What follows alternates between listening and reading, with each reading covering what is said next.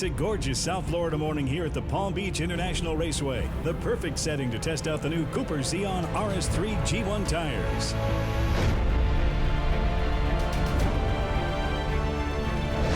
It's a pretty brave move to put these tires on straight-up race cars. The race truck is the perfect scenario for tires.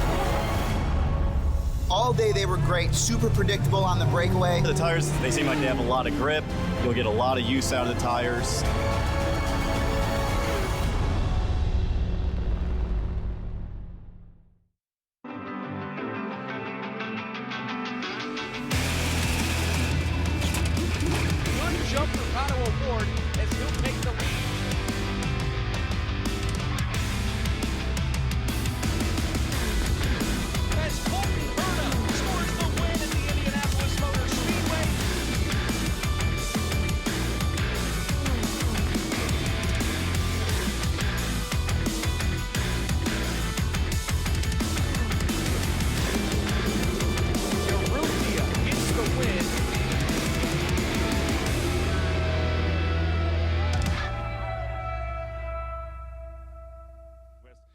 Urrutia. But after shaking the rust off at Road America, I think Aaron Thielitz is kind of back on form when it comes to racing that open wheel car. A little delayed here to start this qualifying session. We're supposed to go 30 minutes to set the grid for race number 2. As we look on our multi-screen monitors, seeing a little track work being done around the S's, just past the pit entrance lane around turns 9 and 10. So that's why we have been delayed here on the start, but we will get the full 30-minute session to go qualifying. Searching for that track record once again, and it was Aaron Thielitz who pulled off a miraculous minute 4.429 lap yesterday to grab the track record and the pole position. And this is a place where, man, I mean, you can really manhandle these race cars around the track. Hearing drivers talk about it gets bumpier and bumpier every single year. I think it gives the track character, and certainly if you've got the strength and the right setup, you can really dial in some laps around here. Well, the thing, too, this track is so unique, and that's why drivers love it, because you're right, it is very, very bumpy. They put some new pavement down a couple of years ago, but you still transition into the concrete in every corner. And every driver you talk to, it's all about being able to manage the way the car transitions through the pavement onto that concrete, then back onto the pavement on the other side. Because as soon as you got the wheel in it trying to get through the corner, then the front tires start to bite, brings the rear around. We saw a lot of incidents in turn number 8 because of that, I think. Aaron Thielitz was your big winner yesterday in terms of our championship contenders. That was just Thielitz's 4th start of the season. He's not really a championship contender by any means, but boy, he can really throw a wrench into this title race in terms of Brian Bellardi putting him in a car for the majority of the rest of the season. And that certainly seems like that's going to be the plan. But in terms of our title contenders, Oliver Askew comes away with a 2nd place finish. Rinus VeeKay finishes 3rd. Ryan Norman is 4th. Those are your guys you're looking at in the championship battle. VeeKay seemed a little upset. I think he kind of realized, hey, man, every race is important from here on out. And while it was still a strong day, a podium finish, there's Oliver Askew 1 step higher than him on the podium. I know we don't get a chance really to kind of detail the faces and the emotions of the guys when they're up on the podium. It's hard to do that through radio. I'll tell you, Rinus VeeKay was not happy on the podium yesterday at all, and I don't think he was really happy with the way the kind of race shook down. I think he and I talked a little later on, there was a couple of, he believes, were questionable moves in terms of early in that race, and I don't think he was particularly thrilled. But again, that's just this battle we have going. And any of the guys in the media center, any of the journalists who cover the road to Indy, they've been following this kind of burgeoning rivalry between Oliver Askew. They've been going back and forth and going up the ladder together. USF2000, Oliver Askew wins the championship. They both moved to Indy Pro. Rinus VeeKay wins the title, and now they're head-to-head here in Indy Lights as a couple of rookies.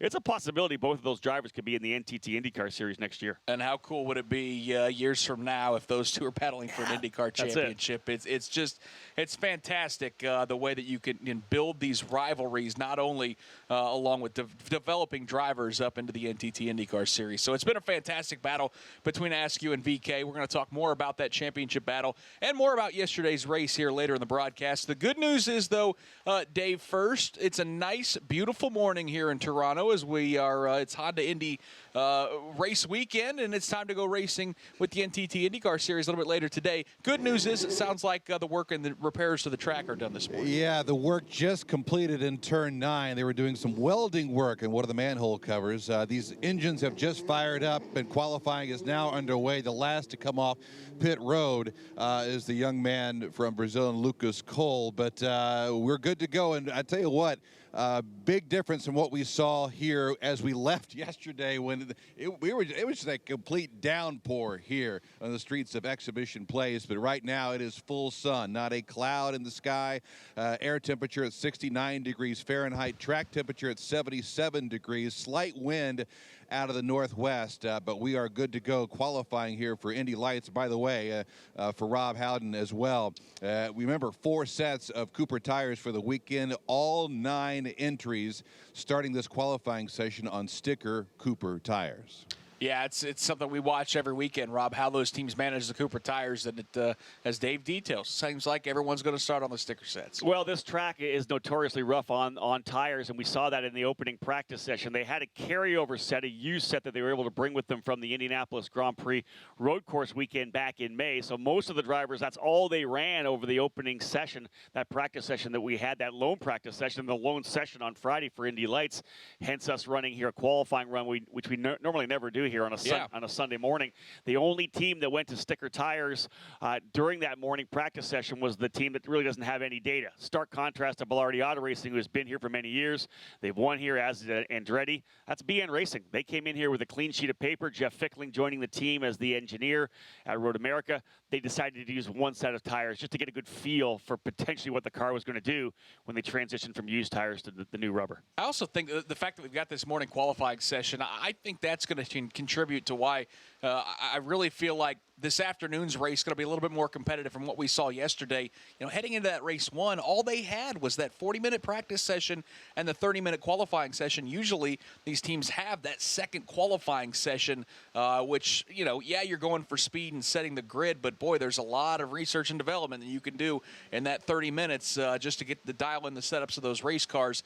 I think now that they've had a full race run, an additional qualifying session this morning, I expect some of those teams are going to get a little bit closer to what Aaron Telitz found. I also think, too, the conditions here today, although it's going to be cooler than it will be when they race a little later on here this morning, the track conditions are going to be much more similar to they will for the race than they may have been before. When we qualify on a Saturday afternoon, the track's going to change so much when they come to Sunday. Now, of course, big rain yesterday, but they still got the full GT3 Porsche race in. They got the full Pinty's race in yesterday, so a lot of rubber still down on the racetrack. Did you get caught out in that rain at all yesterday? I felt so bad for the fans that were out here because it was such a beautiful day for, 80% of the day, and then all of a sudden, boy, it opened up. We were at the Cooper Tire stage. We were right in the middle of a Q&A with the drivers from Hunko's Racing, Renus VK and Dalton Kellett. We got about 5 minutes in, and they're telling me, look back at the screen, and it was the warning sign. It's like, okay, guys, great Q&A. We're getting there. I actually got, just as it started to sprinkle, I finally got inside the Intercare Center. Yeah, Dave and I had made it into the media center, and then as we were walking out, we saw people walking in who were absolutely drenched, and I'm like, I didn't even know it rained. So, boy, it was a heavy downpour yesterday, and then saw some flooding, just getting out of the racetrack as well. Off the Gardner. So pretty interesting yesterday as the conditions changed. But as you talked about, today looks like it's going to be gorgeous. Well, the engines are fired and the 9 drivers in Indy Lights are out on the racetrack. Everybody's turned about a lap or 2 here early in this session as the speeds continue to climb and the lap times will drop as they get some heat in those Cooper tires and engines. Good opportunity to welcome in our second pit reporter down on pit lane. Good morning to Rob Blackman. Yeah, hey, Nick. Hey, Rob. Look, I just want to follow up on a point you guys were making earlier about the competitiveness of Oliver Askew and Renus VK so far in this Indy Lights series this season. Here's how close they have been. Each of those drivers has 3 victories here in 2019. Each of those drivers has been on the pole for 3 different races in 2019. And each of those drivers has 9 top 5s, including both of them having a podium finish yesterday here in Toronto. It doesn't get much closer than that, gentlemen. They are identical across the board in the 3 major categories. It's like looking at each other in a mirror. I mean, everywhere Oliver Askew is, there is Renus VK. And as Rob talked about, boy, I mean, statistic after statistic, they are right there neck and neck. And that's why you find was a 3-point championship gap heading into yesterday's race. Askew scores the second-place finish and pushes that advantage up to 6. But, Rob, I'm not sure it's going to stay or that it's going to grow anywhere more than 10, 15 points throughout the course of the season, because these guys just seem like week in, week out, they're right there on the podium. Well, you look at the teams as well. It's Andretti Autosport, it's Juncos Racing, both powerhouses, both have won championships. Back and forth championships 2 years ago for Juncos, last year for Andretti. They have the guys behind them to go back and forth. And you just seem to never know who's going to have that slight upper hand at any racetrack you go to. Toronto, obviously, Oliver Askew a bit quicker than Rinus yesterday. We go to Mid-Ohio in a couple of weeks, and it could be the Juncos team, or it could be the – you never know which team's going to step up. On both these drivers, so evenly matched, I believe, on talent. This, of course, the Cooper Tires Grand Prix of Toronto, presented by Allied Building Products. We're setting the grid for race number 2 that will go for 45 laps, 10 extra laps, Rob, for today's race, and that really is important, especially with the title sponsor being Cooper Tires. 10 extra laps means you got to nurse those tires for 10 more laps as well. Indeed, and again, we said earlier, let's reiterate the point. This track is pretty hard on tires, because when you are, as we talked about, going through that concrete, you're sliding. The minute you've got the input into the wheel and you get to that next side back to the pavement, you're really starting to grate those tires. So I'll be interested to see if any of the drivers potentially get out, maybe slow back to cool it up a little bit. Does that play a bit to the experience of Aaron Telitz, who's been obviously racing in now his 3rd year of Indy Lights? Does he handle the tires even more? Does that give him even more of an advantage coming into Sunday's race? Especially here in Toronto, where historically we usually get a caution or two in all forms of racing, because this racetrack just has a habit of eating up race cars with some of the concrete walls that can reach out and grab you. Yesterday's race goes flag to flag, but if today's race you get a late caution, it may benefit the drivers that have saved some rubber on those Cooper tires. Agreed. And this racetrack, as we have seen, how many categories have we seen issues over in turn number 11? That corner has been absolutely diabolical for some of these drivers. In talking to Rinus yesterday at our Q&A, Rinus VK, he said it seems like they've moved the barrier, that kind of apex. It used to be more of a rounded apex. They brought it out a little bit for this year, and that's where we've seen guys have trouble coming around. From USF2000 all the way to IndyCar, drivers have had issues getting through that turn 11. And I think it's a crucial part of this racetrack. 8, 9, 10, 11. To get out of 8 through 9 and 10, 10 rather, that right-hander completely off camber, transitioning back to the left to get out of turn number 11 and down to 1.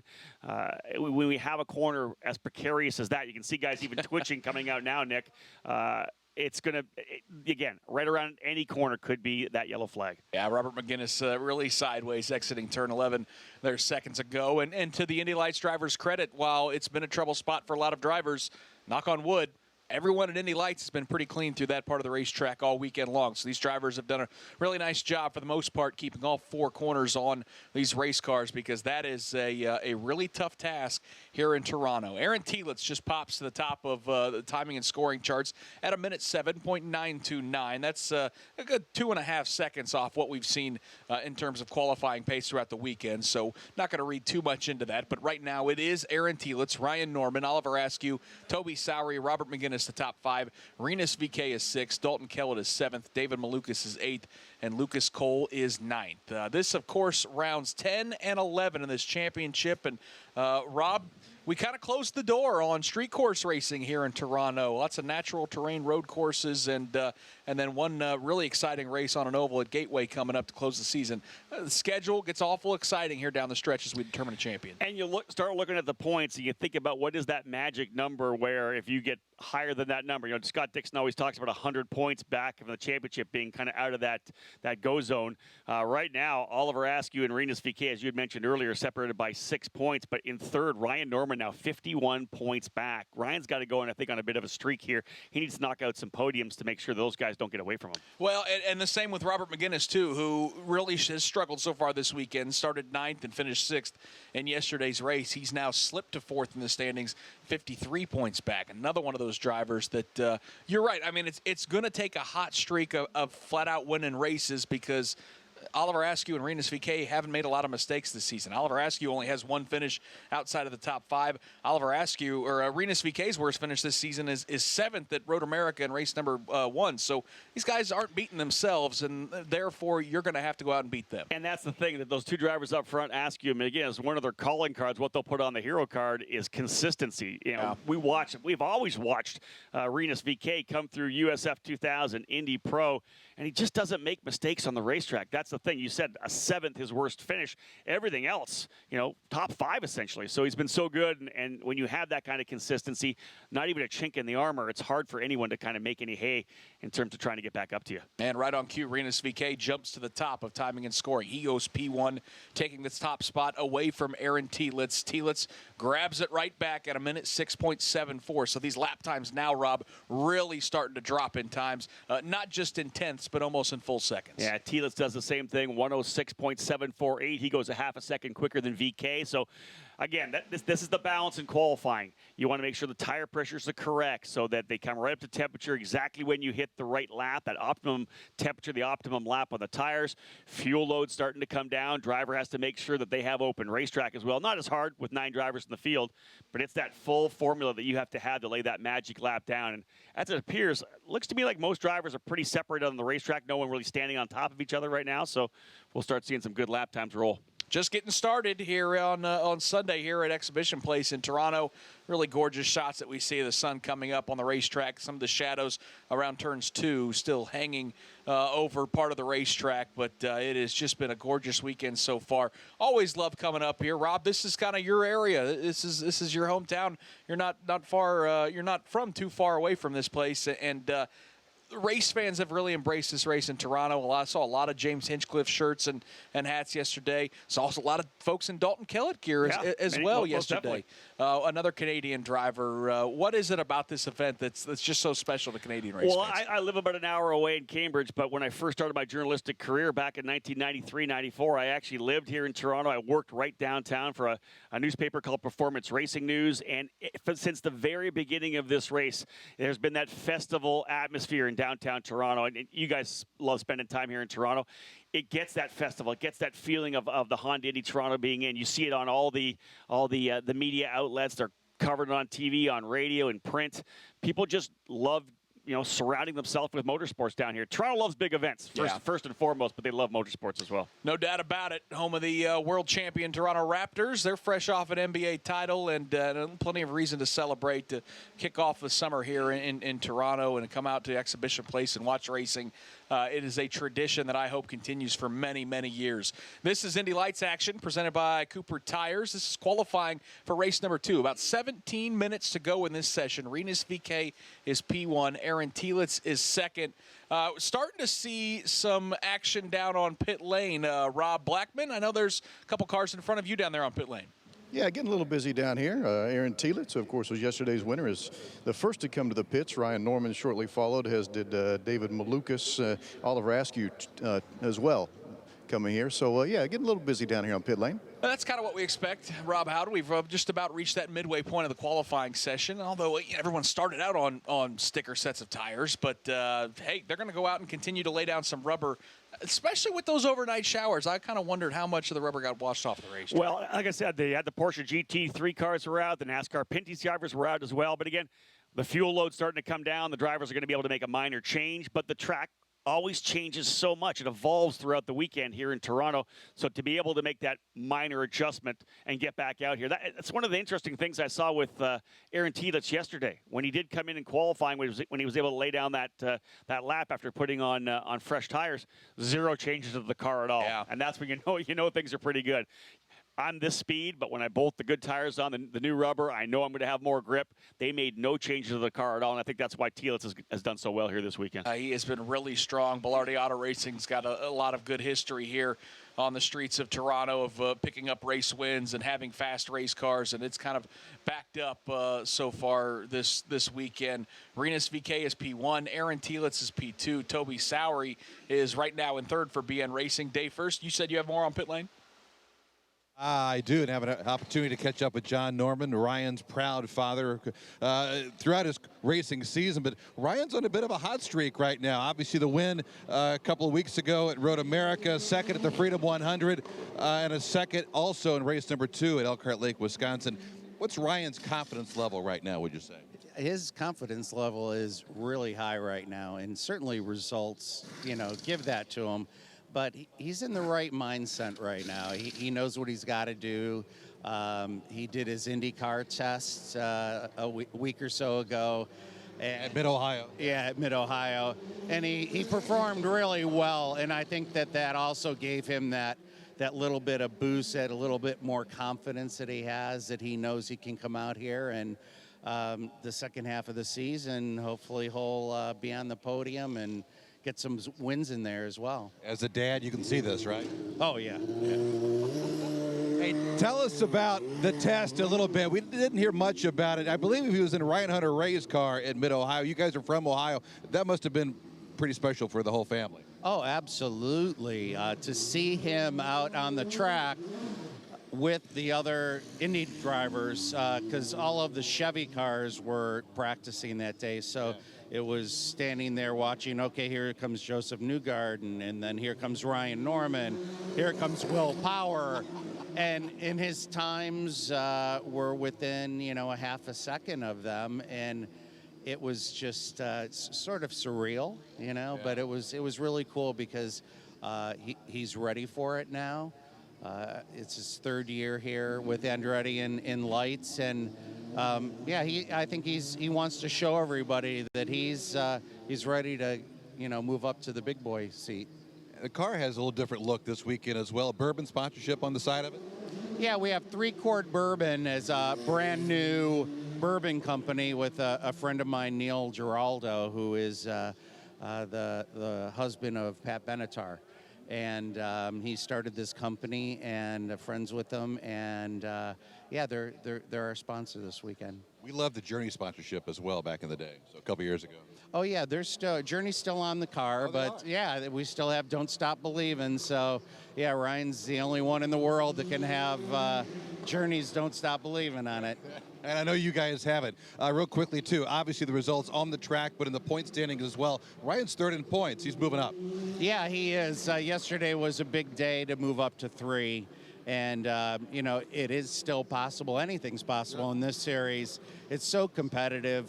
But if he can put his head down and just focus in on, at least getting podium, who knows where it's going to fall. But I'd love it if he can get the points to get it to the championship. Always a pleasure to talk to you.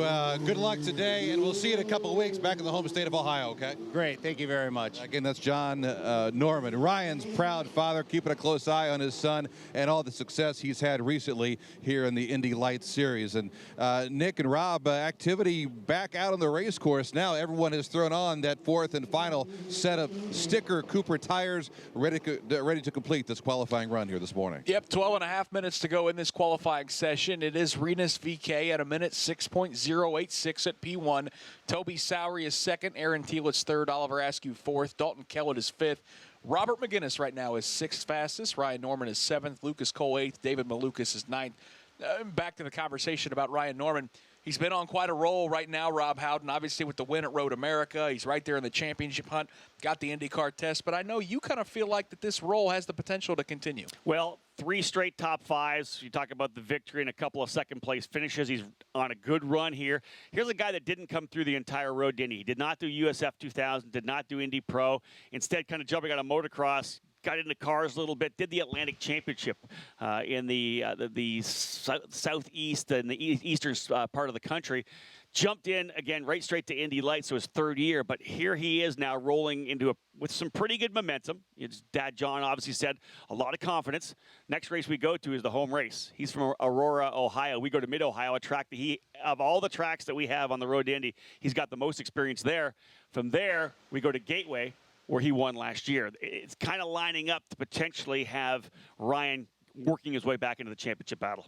It really hit home when his dad talked about that surreal feeling of seeing Newgarden go by and then Ryan Norman. I imagine for all of the young IndyCar drivers that advance into the NTT IndyCar Series, whether it's a Colton Herta or a Zach Veach or a Matthias Lace, it's got to be a little weird the first time you take a look at a timing and scoring sheet and say, well, there's my name, and there's Will Power's name, and there's Scott Dixon's name, and these guys that I've been watching for years. I think it's the beautiful thing about the transitions that you see every year in sports with new drivers coming in. It's funny. So John brings up the fact that Joseph Newgarden was on the racetrack. I had exactly the same conversation with Joey Newgarden a number of years ago when Joseph made his transition into the IndyCar Series. He said exactly the same thing. I can't believe I'm looking at a result sheet with my son racing against the Scott Dixons, the Tony Kanans, the Ryan Hunter race. It's pretty cool to see these young drivers get an opportunity to race against the stars of the NTT IndyCar Series, and for those that tune in every week and come out to the racetrack to watch these Indy Lights drivers, I think folks get it. They understand that these are the future stars. And it has paid off. Joseph Newgarden, probably the most notable one here in the last 5 or 6 years with what he's done, taking that scholarship, winning the Indy Lights championship, turned it into a ride with Team Penske and ultimately an NTT IndyCar Series championship, and may very well, Rob, be on his way to a second one this season. He's definitely dialing things up once again, and momentum's so key when it comes to the NTT IndyCar Series, and now he got to turn the corner. You mentioned the kind of run to Laguna Seca and the finale in late September. All about momentum, all about confidence, and of course Joseph has a lot of that right now. And in terms of, it worked for Joseph Newgarden winning the championship and advancing, but, boy, there's lots of different ways to impress IndyCar owners. Look at Felix Rosenqvist, who's going to start third a little bit later today. I think he looked back to a weekend here in Toronto back in 2016 where he swept a couple Indy Lights race weekends as maybe a pivotal weekend where he really impressed a lot of IndyCar owners, certainly impressed Chip Ganassi enough to put him in a race car. I've had that conversation with Mike Hall. Mike's talked about the fact that, hey, we watched this kid come over here, jump in with Bellardi Auto Race and didn't even run a full season and was winning races right out of the gate. And when you can make that kind of a quick impression, very much like Aaron Telitz is doing right now, doing so well yesterday and trying to come back here at it today, only P3 in qualifying at this point.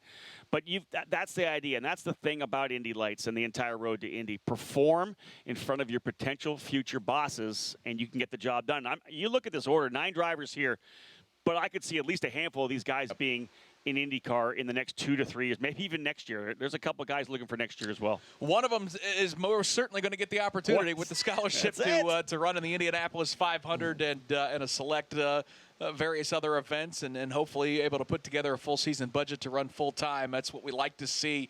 Will it be Rinus VeeKay? Will it be Oliver Askew? Could Ryan Norman or Robert McGinnis factor into this championship? It's going to be fascinating over the final 8 races here in the 2019 Indy Lights campaign.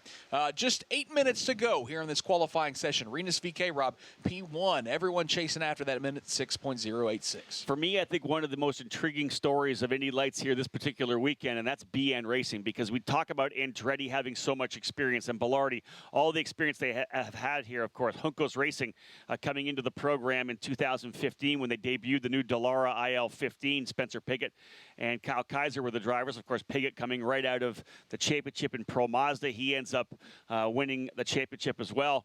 BN Racing came into this weekend here with absolutely no information on Toronto. A baseline setup potentially developed from St. Petersburg, developed from potentially what Jeff Fickling was able to bring since joining the team at Road America. And I've watched them get better and better. Every session they're getting faster. Toby Sowery was second just a lap ago. Aaron Telitz able to pip him by about 0.2 of a second. But Toby Sowery right up there fighting for the a spot in the front row or the second row. I always find it fascinating, too, because you can't test for temporary street circuits. Like, how do you show up on a race weekend, especially as a new race team with a new race car? First season that BN Racing's had a chance to really, wrench on these Indy Lights cars. The partnership with Team Pelfrey certainly has helped, but how do you prepare yourself for St. Pete right at the beginning of the season, and then certainly here in Toronto? We see one car getting sideways up in turn number 3. That looked like it was Aaron Telitz, the Bellardi Racing driver that won yesterday. But it's just amazing, Rob. There is, you can only do so much to prepare yourself for street course racing. He asked that question to someone in the paddock, and the only thing they can do is go to the short course at Sebring, which is pretty bumpy, and that's really the only simulation they can have. When you come to Toronto, especially with the fact that it continues to change every year, and actually talking to a couple of the drivers who had some issues on Friday getting into the wall, one of the issues was the simulator that they were using didn't feel exactly the same. A couple drivers said, "Oh, I was flat out coming out of turn number 11 in the simulator." They didn't give that maybe couple of laps to connect the simulator to the actual real thing, and that was some of the issues. So, as you said, it's just not something you can prepare for. Jeff Fickling, obviously, with the experience he has on these Indy Lights cars, was part of the Carlin team back in 2016, or 2015 rather, and 16. He's obviously bringing a lot to the program, I believe. Aaron Telitz was a minor spin in turns 3 and 4. Rob Blackman, it appears that he's now taking that car to pit lane. He has, and a little bit of a different look now all of a sudden because a brand new front nose cone has just been put on. The extent of the damage was very minor, but it did mess up the very, very tip of that front nose cone for Aaron Telitz. So they swapped out a brand new one, and Telitz is down and away. Dave, first, how about an update on David Malukas, currently 9th fastest? Ninth fastest, a 17-year-old from Chicago, really spent a lot of time on pit road. The crew dealing with a turbo issue inside that machine. They have it all bolted back together, and he is back out on the race course. But Malukas trying to pick up a little momentum. Hasn't had it so far here in the streets of Toronto. 5 minutes to go here in qualifying on the streets of Toronto at the Indy Lights Series presented by Cooper Tires. And we talked about BN Racing, Rob Howden. How about the new driver at the top of the charts? We're going to start seeing some speeds start to fall here for sure. Speeds go up and times fall. Toby Sowery in that number 2 machine goes to P1, a 106.037, just 0.04 of a second quicker than Rinus VeeKay. But as I said, we've watched Toby Sowery from the very beginning. Here's a guy that got the call up to run with the team the Monday before St. Petersburg. Yeah, it was a last-hour deal, wasn't it? But then he put on a show. He was definitely in the hunt in both races at St. Petersburg. He's been really good throughout the season, and, of course, doing what he can to help BN Racing. And really, Toby Sowery's primary job to help David Malukas as well. David's going to be back in the program for sure next year.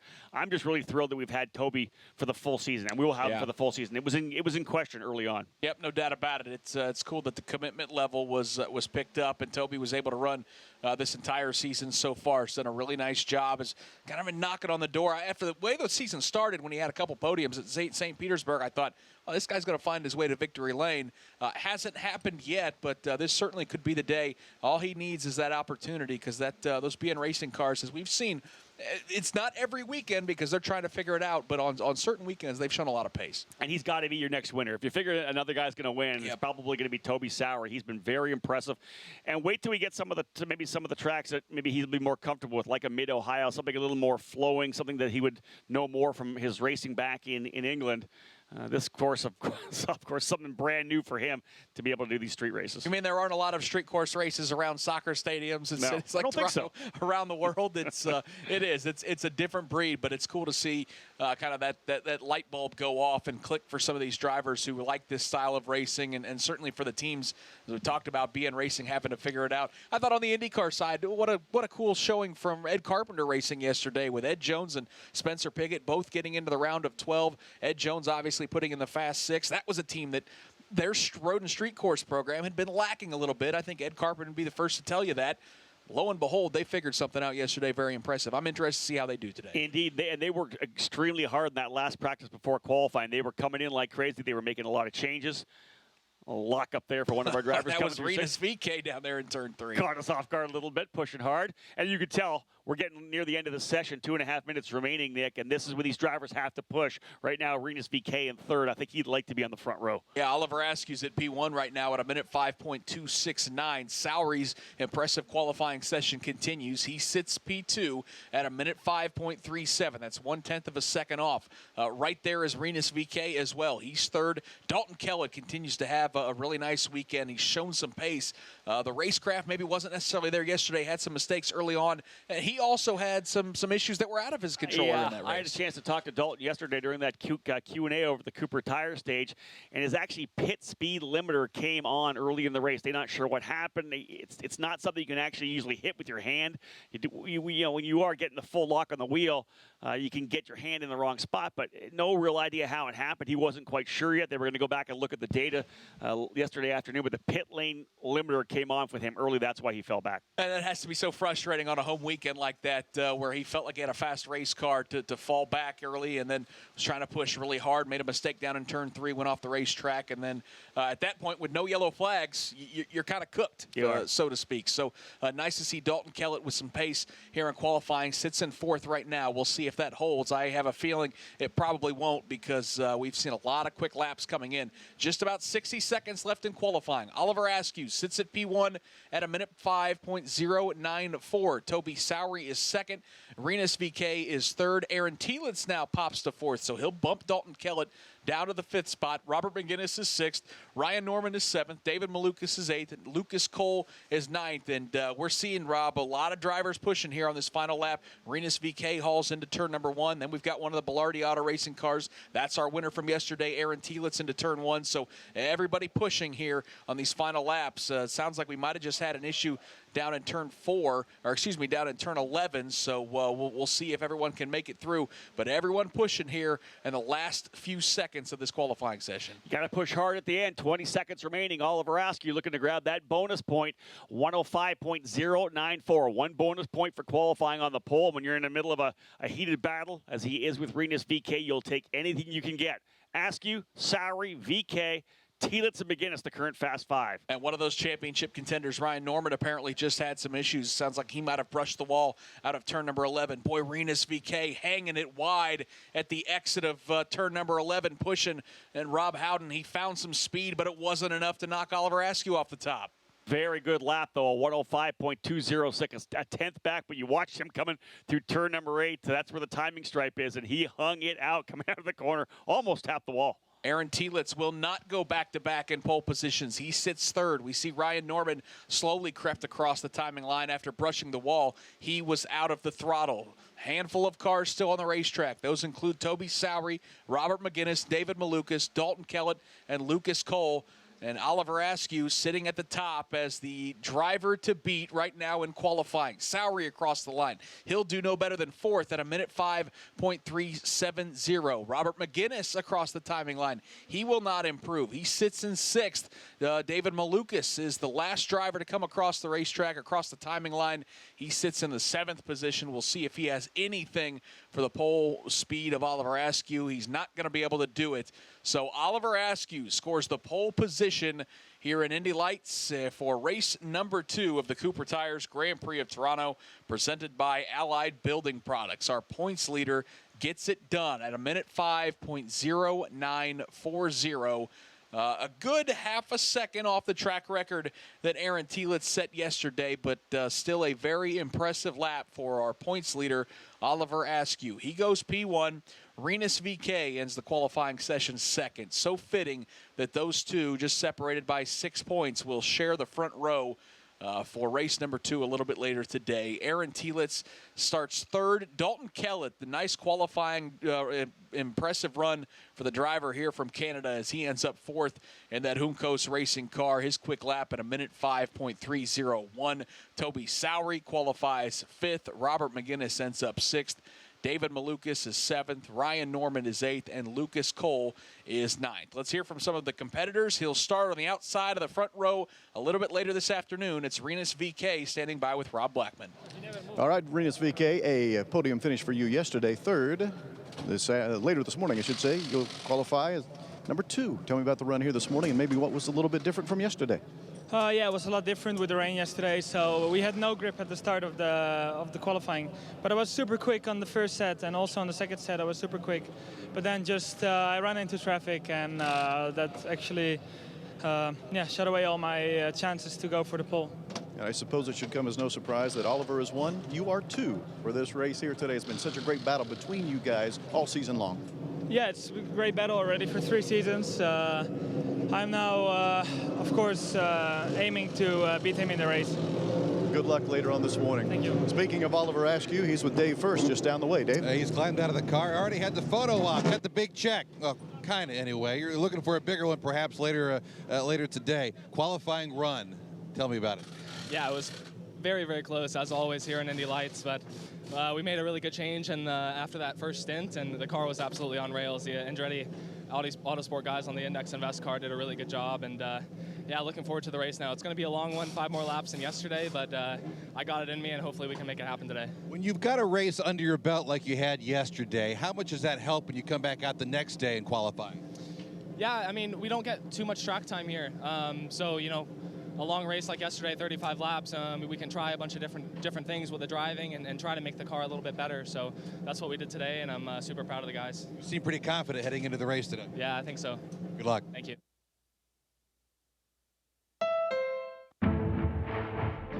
It's a gorgeous South Florida morning here at the Palm Beach International. Perfect setting to test out the new Cooper Xeon RS3 G1 tires.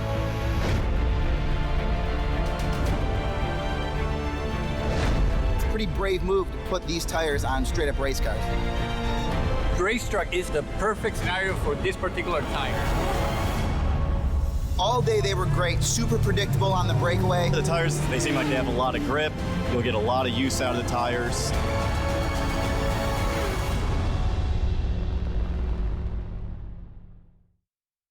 For 15 seasons, the Castrol Toyota Racing Series has led the way in New Zealand motorsport. With 170 drivers and 276 races so far, the graduates have made their mark in international motor racing. This is the pathway for the world's young drivers. And this series hits the racetracks of New Zealand for 5 weeks every year on the quest to find the next world champion. Parker Thompson, Kyle Kirkwood, 1-2, great start. Green. It's a sweep, back-to-back gap. Road to Indy Race Recap. All 3 series on the Road to Indy presented by Cooper Tires invaded the picturesque Road America facility in June, taking to the challenging 4.1-mile, 14-turn circuit that they refer to as America's National Park of Speed.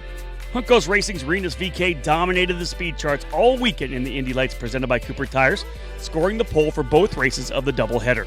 At the start of race 1 on Sunday, VeeKay showed the only chink in his armor, going 4 wheels off on his first run through the very challenging Turn 7, bringing the car back under control as Andretti Autosport's Robert McGinnis attacked to capitalize on the error. VeeKay defended aggressively to his left, which was dealt with swiftly by the race stewards, who issued the Dutch driver a stiff drive-through penalty. With the track clear, Andretti veteran Ryan Norman took control and would drive off to a 4.6-second victory over McGinnis. Wisconsin native Aaron Tito session there for the drivers in the Indy Lights program, but it's time to go wheel-to-wheel racing. We've got 3 events coming for you here on the Road to Indy, presented by Cooper Tires. My name's Rob Howden, the voice of the Road to Indy. Let's have a look at the grid as they get set to go for the Cooper Tires USF2000 Championship. This will be the second race of the doubleheader. These young drivers, the very first step here on the Road to Indy. Looking forward to trying to win a championship that would put them into the Indy Pro 2000 category with that scholarship that allows all our champions to move their way up towards the NTT IndyCar Series. 17 drivers set to go in this field. An early morning run for these drivers just coming around to the 9 o'clock hour. Let's have a look at this grid. Starting in the 17th position, the young American driver, it's Reese Gold in the number 3 for Cape Motorsports. Reese, just 14 years of age. He'll start in the 17th position. Row number 8, 15th and 16th on the outside from Brazil. The only young lady we have this year in the Road to Indy, it's Bruna Tomaselli in the number 24 for Pabst Racing. She'll start 16th alongside her teammate Yuvan Sundaramurthy in the number 21. Moving now up to row number 7 on the outside, Jack William Miller out of Indianapolis, Indiana in the number 40 machine, the Miller Vinatieri Motorsports Racing entry, the 16-year-old rookie, starting the 40 in the 14th position. Alongside him, another one of our young 14-year-olds from Houston, Texas, that's Jack Crawford. Crawford running for D-Force Racing in the number 52. Moving now to row number 6 on the outside, a young American, 14 years of age, Nolan Siegel in the number 36 for Newman Walks Racing. Nolan starting in the 12th spot alongside the driver from New Zealand who won the $200,000 scholarship shootout last November to work his way here into the USF2000 program. That's Hunter McElroy, the number 22 for Pabst Racing. Hunter on the podium in the last race. He won at Road America. He's going to start back in 11th. Keep your eyes on the number 22. Moving now to row number 5 on the outside, Christian Bogle in the number 7 for J. Howard Driver Development. He'll start 10th alongside Matt Round-Garrido from England in the BN Racing number 27. Row number 4 from Mexico, Manuel Suleiman is going to start the number 12 for D-Force Racing in 8th. And on the inside from Greenfield, Indiana, good run yesterday for the number 14 of Zach Holden. Holden running for Legacy Autosport. Moving now to row number 3 on the outside. Top qualifying run from the year for the second-generation driver. From Brazil, Eduardo Barrichello for Miller Vinatieri Motorsports in the number 41. Eduardo, the son of F1 great Rubens Barrichello. Inside of that row, coming all the way from Australia, a winner at Lucas Oil Raceway on the Oval earlier this year. For Newman Walks Racing, the 5th place starter, number 73, Cameron Shields. Moving now to row number 2 from Chicago, Illinois. In the number 23 for Pabst Racing, it will be Colin Kaminsky starting 4th. And on the inside, your point leader right now, 5 wins this year so far from Ohio for Cape Motorsports, the rookie Braden Eves in the number 8. Front row starters on the outside will be Christian Rasmussen from Denmark in the number 6 for Jay Howard Driver Development. And the driver starting on the pole, coming off his first career victory yesterday, Darren Keene from Boca Raton, Florida in the number 2 for Cape Motorsports. So ladies and gentlemen, about set to go here, we have joining me here to give the command to fire up these engines, one of our guests from Allied Building Products, Alex Urchenko is going to fire things up. Again, 17 drivers getting set to go, ladies and gentlemen, and let's hear the command. On behalf of everyone at Allied Building Products, drivers, start your engines! That's what I'm talking about. Engines coming to life down here on pit lane. Michael Young, it's about time to go USF2000 Racing. Race number 1 here on race day. The Honda Indy Toronto. Engines fired. USF2000 Series machines. The first rung of this Road to Indy program. Winner Darren Keene yesterday will lead the field down the front straightaway. They will get the green flag first time by. Our honorary flagger, guest of Allied Building Products. There you see the pole sitter. Yesterday's winner trying to sweep the weekend is Darren Keene. The field starting to make its way out of pit lane and down the front straightaway. The Road to Indy pace car has made its way onto the front straightaway. A field of 17 drivers. Darren Keene will lead them down.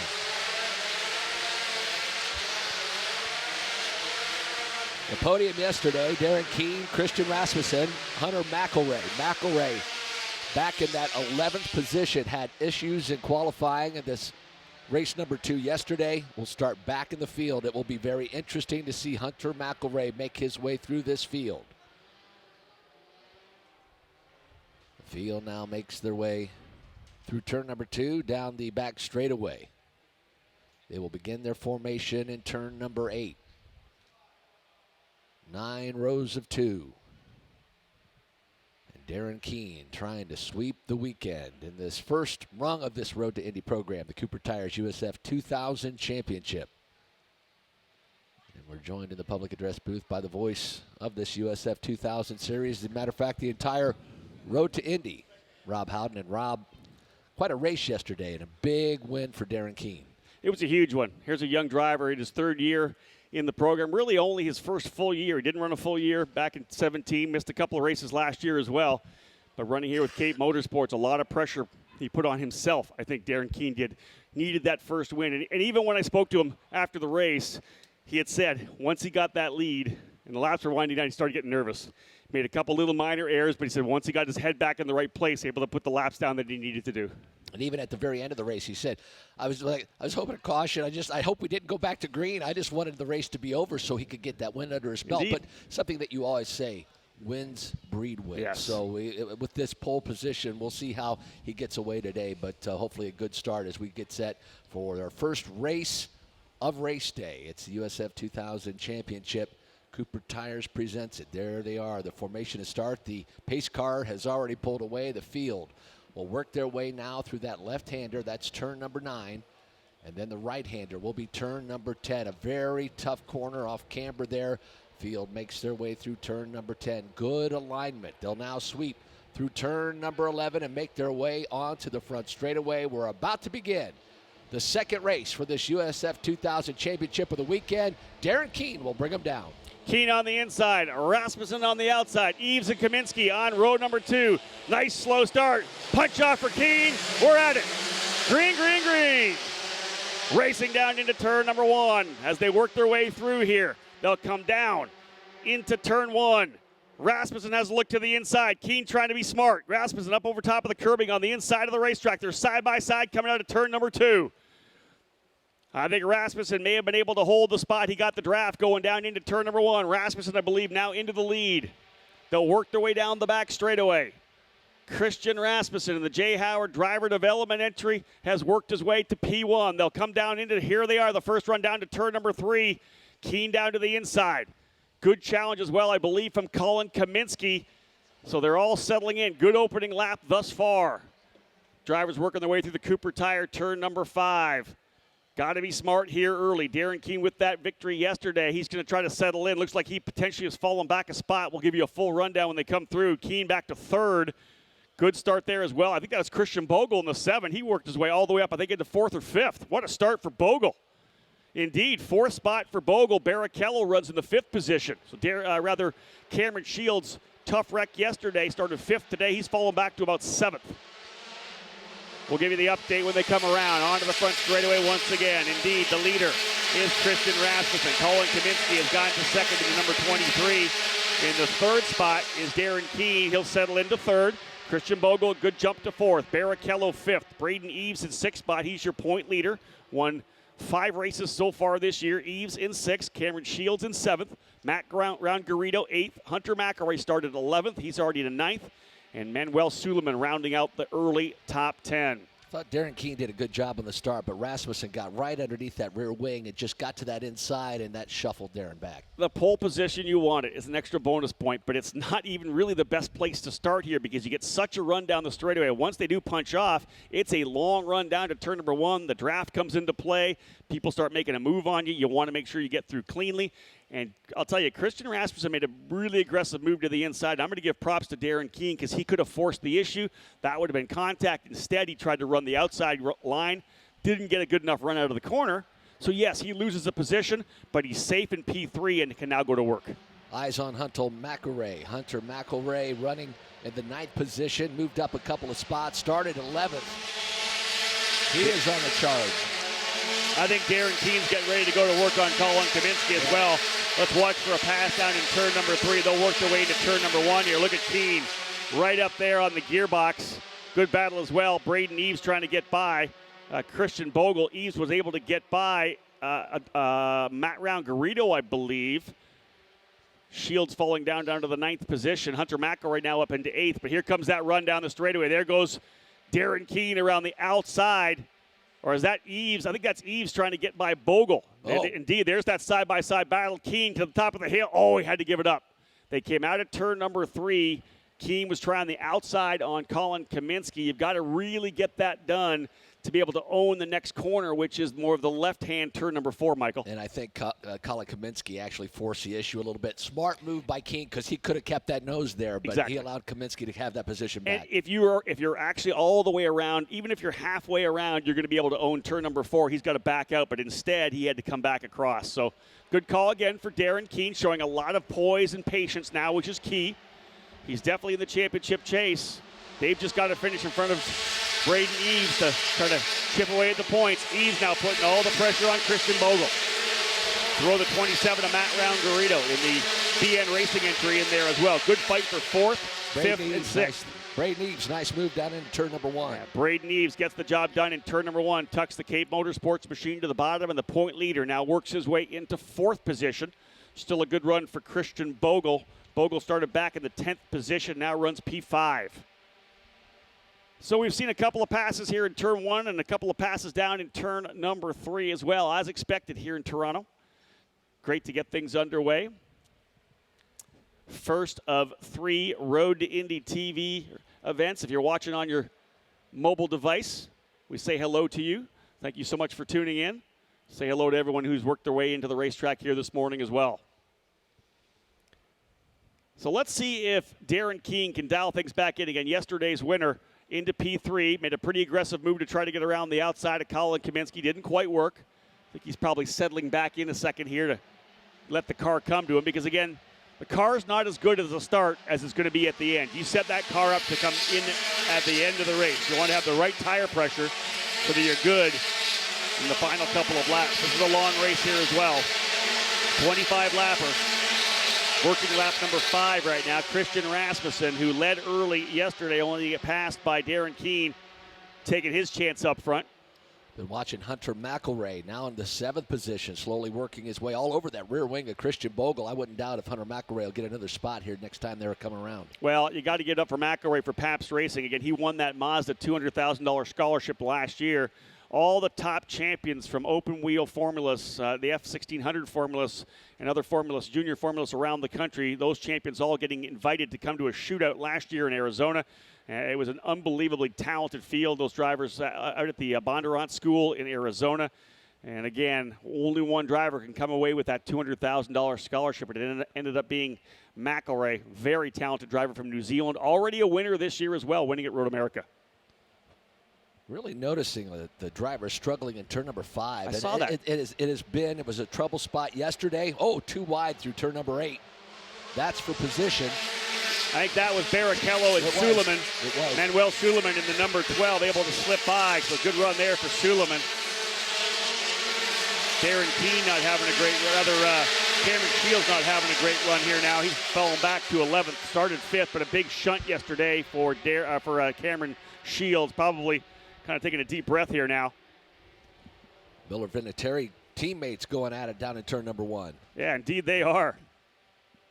That's the two drivers with that brand new team, Miller Vinatieri Motorsports. They have that red coloration, the livery on those cars. They're running together on the racetrack at this point. I think that's 11th and 12th. Barrichello started up front, but not able to maintain the pace as the drivers worked their way out of turn number 3 through 4. This is turn number 5, a very quick turn 6. And again, Braden Eves just turned fast lap of the race, a 1:12.3, half a second quicker than the leader. He has cut the gap down between he and his teammate Eves to less than a second and a half. So Braden Eves, your point leader, starting to make some moves here early.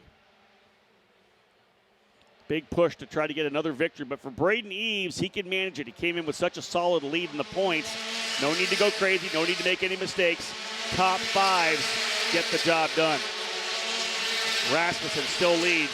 See what the gap is over Kaminsky this time by 2.7 seconds. Colin Kaminsky and Darren Keene. I think Keene is getting held up by Kaminsky now. He's going to have to make the move here soon. I was just going to say that. I think Kaminsky's holding up Keene, and that's allowing Eves now to close in on that battle for second. Indeed, and a great fight as well still here between the driver of that number 7, Christian Bogle. He's fighting it out now with Jack Crawford. Bogle's fallen back to 9th. Crawford, who had a massive shunt on the opening lap of practice on Friday morning, back at it here, currently P10. Got a yellow flag being shown here on the straightaway. I'm not sure if it's full course yellow, but a yellow flag coming out down the straightaway. Odd place for maybe some debris back there. Potentially. Drivers still clean and green through turns number 3, up through 4.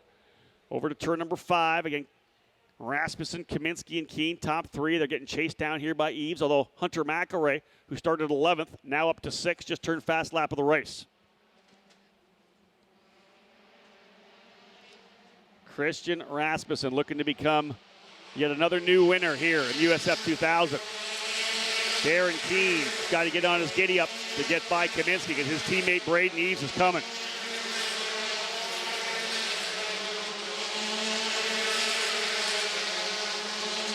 Driver spinning, we have contact. Some driver having trouble down in turn number 3. He's got that car and actually reversed, trying to get out of the way here right now. So a driver off over in turn number 3. That's the 41. That's Eduardo Barrichello. We're going to give you a look at the replay here. Here's the drivers coming into turn number 3. Barrichello. Car looping around on him here. You can see that car starting to rotate through the corner. Not exactly sure how he was that far down the racetrack, going in the opposite direction down to turn. I'm assuming he was probably trying to get back around to get rolling again. I'm not sure why. He's gonna try to jump on the throttle to get the spin around, and it doesn't work for him. He ends up going straight. So Eduardo Barrichello on the 41 was trying to get the thing looped around. Not enough horsepower here to unleash the grip of those Cooper tires. So he's essentially caught down turn number 3. So difficulties there for Barrichello. Spun around, rotating the car in turn number 3, and you saw the kind of adventure afterwards as he tried to get himself righted. Back on the racetrack. And to the leaders, Colin Christian Rasmussen P1, but we do have now a full course yellow. I believe it took so long for Eduardo to get around. They've elected to go to a full course yellow. So we'll bring the field back in order. 8 laps into this 25-lap contest. The yellow flag flies for USF2000, the opening race of 3 Road to Indy events here in Toronto. Beautiful Sunday.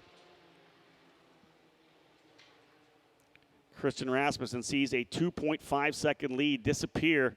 Colin Kaminsky P2, Darren Keene in 3rd. Braden Eves getting back into the fight. Matt Rangarito in 5th. This most definitely benefiting Hunter McElroy in the number 22, as he has been turning very impressive lap time. Started in the 11th position, has worked his way up now into 6th spot. So Hunter McElroy getting another shot at potentially getting back to the podium. Zach Holden in 7th. Manuel Suleiman 8th in the number 12. Jack Crawford up to 9th in the 52. And Christian Bogle 10th in the number 7. Man, can't say enough about Jack Crawford right now. Opening lap of our first on-track session on Friday, he was involved in an incident. Another driver getting into the wall coming out of turn number 11 on the opening lap. Crawford, hard contact with the wall and that driver. Injured his right foot a little bit. So the team worked their tail off all day Friday to get that car ready for qualifying in the afternoon. They were only able to get out for 1 lap, kind of a sighting lap, to make sure the car was straight, make sure everything was working good at the very end of the session. So here's a driver, 14 years of age, Jack Crawford, has never been here to Toronto, misses the opening session, misses the entire qualifying session for race 1. The only sessions he had has been qualifying 2 in race number 1. Only his 3rd time on the racetrack, and Crawford, who started near the tail of the field, able to work his way closely and up now into the 9th position. Really impressive run here for Crawford. P9 with a shot at more. Pace car ducks on off. We're going to go racing. Christian Bogle on the throttle quickly coming out of turn number 8. We're already at it here. Christian Rasmussen. Both Christians running for Jay Howard Driver Development, so a little error here and there. Christian Rasmussen leading. Everybody stacking back up. Here we go. So again, Eduardo Barrichello ends up looping around in turn number 3. Not able to get the car righted by getting throttle on power to spin it around. He was kind of stuck right in the middle of 3. They pull the full course yellow out, and we are back to green flag racing. Rasmussen, good jump early. Kaminsky trying to reel up on him. Keene gets a pretty good jump on Braden Eves. Enough of a gap there as well. Eves running in the 4th spot. That's your point leader. 5 wins this year. 4 different winners this year? Yeah, 4 different winners so far this year. Obviously, Eves, we talked about him. Hunter McElroy, Cameron Shields, and now Darren Keene. Will we see a 5th different winner here in 2019? Interested to see if Braden Eves is able to get around teammate Darren Keene. But Keene doing a great job and just hanging right there. Oh, nice little move back. Hunter McElroy trying to get around Matt Rangarito. That's coming because he's the fastest driver on the racetrack right now. I don't think Matt's going to be able to hold off Hunter McElroy. He was turning very quick laps.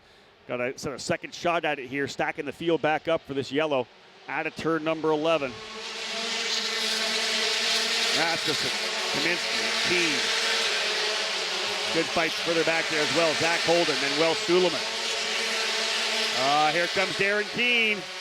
There's a attempted pass on the outside. McElroy, actually Matt Rangarito holding up McElroy, Holden, and Suleiman. Now watch for a pass coming down into turn number 3, but I believe a potential overtake here for Darren Keene as well. Positioned himself nicely on the gearbox. Will work their way down into 3. Not even to the halfway point of this one yet, Michael, but drivers settling in. Looks like Hunter McElroy will get that position. They were 2 by 2 coming through, I think. Yeah. Oh, Matt Rangarito holding off Holden. But indeed, Hunter McElroy through for P5. I think Hunter had a great run out of 2. He got down on the inside, wasn't even going to even attempt anything else in following him down into 3. That he made that pass early. Nice pass by Hunter McElroy. That'll move him up to the 5th position. Jack Crawford running through the camera there, able to get by Manuel Suleiman. So count Jack Crawford now up into the 8th spot. A tremendous run here for Crawford. Considering how this weekend started, great run for Jack. Indeed. 2 Cape Motorsports cars on top of each other now. Darren Keene has got to make the move to get by Colin Kaminsky. Braden Eves starting to turn things up a bit here. Hunter McElroy to P5. Oh, the driver almost off. That's Zach Holden. Holden potentially, I wonder if he's in the wall down there in turn number 1. Holden getting it all crossed up, trying to make a move to the bottom of the racetrack. Zach Holden in the Legacy Autosport number 14 crossed it up coming through turn number 1. He tried to make a move down to the inside of Matt Round Garrido, and indeed off in turn number 1.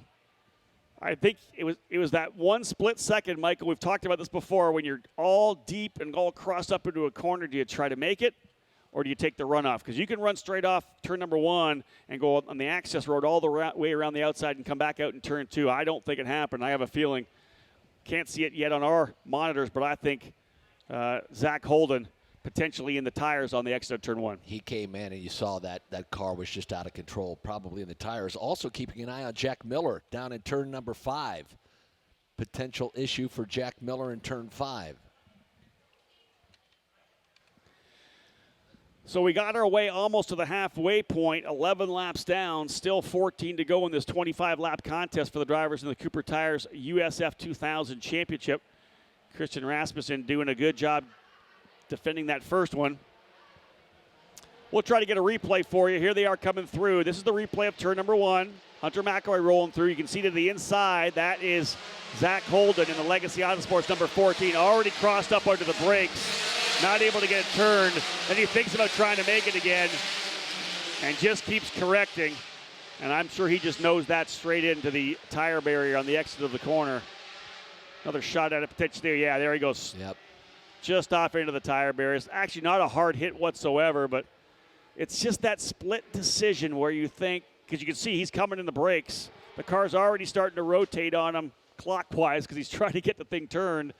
And then he straightens the wheel back out and tries it again, and just not quite enough. Well, he was coming in so hot, and then when he hit those brakes in the back end, he just got himself out of control. And like you said, split decision, and that's not something you practice. Coming in out of control and then still trying to make the corner after he had when he hit the brakes and the car snapped on him. These Cooper tires are fantastic, but there's only 100% traction. And if you're going to split that traction between braking and turning, you only get 100%. If you're 100% on the brakes, you're 0% in terms of trying to change the direction of the car. You have to release the brakes for the tires then to work in the direction that you're pointing them. So that was kind of the issue there. He was releasing the brake, trying to get back at it. Zach Holden doing a pretty good job, but it was an aggressive move down to the inside of turn number 1 that kind of went awry for the young driver out of Greenfield, Indiana. So they'll work their way back through. Let's give you an update when they come back around. Christian Rasmussen already defended from 1 restart. He'll have to do it again. The driver from Denmark and the number 6 for Jay Howard Driver Development. Tremendously consistent thus far. Colin Kaminsky's been able to hold back the challenges of Darren Keene, who now has his teammate Braden Eves back on him once again. That's first, second, third, and fourth. Hunter McElroy, we had said early, started 11th, benefiting by all these yellows to work his way up to P5. Great run here for Hunter McElroy. I expect him to go to work on Braden Eves next time because that's the championship. We're thinking championship right now as well as the pace car stays out on track. Braden Eves is your point leader. So all you really have to do is finish in front of Braden, and you're chipping away at that point lead. 5 victories already for Braden, so the lead's pretty significant right now, but you got to keep chipping away every race. Hunter McElroy behind Braden right now. He is going to do whatever he can to get by. He is not going to sit there in 5th. He's going to be super aggressive. And again, Michael, that's what Braden Eves knows. He knows that yesterday his 4th place finish was good for his points. He knows the top 5 finish here would be solid again. He has such a point lead, but I think he'd most definitely like to find his way back onto the podium. We'll keep an eye on Hunter McElroy, who finished on the podium yesterday in that 3rd position. He is currently running 5th in that number 22 racing machine, trying to get around Braden Eves. I'll be interested to watch Darren Keene as well on this restart to see if Darren's able to do anything with Colin Kaminsky. We talked a couple of laps ago. Looked as if Colin was holding Darren up, if he can get a good jump after having the pole position, dropping back to 3rd, see if he can reclaim at least 2nd place on this restart. Jack Miller, one of the drivers, off as well. I believe that was over in turn number 5. Yeah. So, yeah, Jack Miller off. So both the Miller Venetiri Motorsports drivers are done. Jack Miller and Eduardo Barrichello are done for the day. Zach Holden done as well on that number 14 machine as he goes off in turn number 1, trying to make an aggressive move for 6 to the inside of Matt Round Garrido. So here is your top 10. Rasmussen, Kaminsky, Keene, Eves, and McElroy. Matt Round Garrido runs in 6th in the 27. Manuel Suleiman The two D-Force drivers, 7th and 8th, Manuel Suleiman and Jack Crawford. Suleiman in the 12, Crawford in the 52. 9th is Christian Bogle, and 10th now Cameron Shields in the Newman Walks Racing, number 73. Rasmussen, pretty solid job on that last restart. Punched off essentially coming out of turn number 8, wasted no time. Pace car now coming through turns number 6 and 7. Now, once Christian got the lead at the start of this race, I don't want to say checked out, but he's done a pretty fantastic job keeping that lead and pacing himself, getting about a half-second, full-second lead. He led yesterday as well, but Darren Keene was able to make a move by. Here goes the pace car off into pit lane, so we're going back to racing. And again, Rasmussen's going to get on the throttle early out of turn number 8. No waiting at all. He's on it. You know what? I think that's the call. If you wait until turn number 10, you're going to give them the chance to draft you down the end of the straightaway. Get on the throttle early. Everybody else is still coming through the corner. Look at the gap. But a pretty good run here for Darren Keene. Keene right up on the gearbox to Kaminsky as well. He's got to make short order of it here. Oh, almost overcooks the corner. That was a braking issue there for Keene. Got too deep into turn number 1.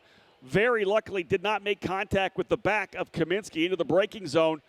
Held the turn in a little bit before. Still able to get on the throttle. He's right with him. Good exit of turn number 2. Keene going to try to make a move. They come down into turn number 3. Darren Keene. Does he get the pass done? He does not. Good battle further back as now Matt Round-Garrido continues to fight with Hunter McElray. Best run we've seen out of Matt Round-Garrido, one of the top F1600 drivers. Oh, into the tap on the wall. Yep. One of the drivers getting crossed up coming through 5. Michael tapped the wall, both sides. Another driver. Is that McElray? That's Hunter McElray. That might have been McElray. He is slowing coming out of turn number 7. Hunter McElray, who ran 5th. That's the driver you're seeing right there. Contact. You can see the damage to the right front. He was the driver. Yeah, Matt Round-Garrido were battling, and Hunter just snapped there at turn 5. That back end caught that right rear.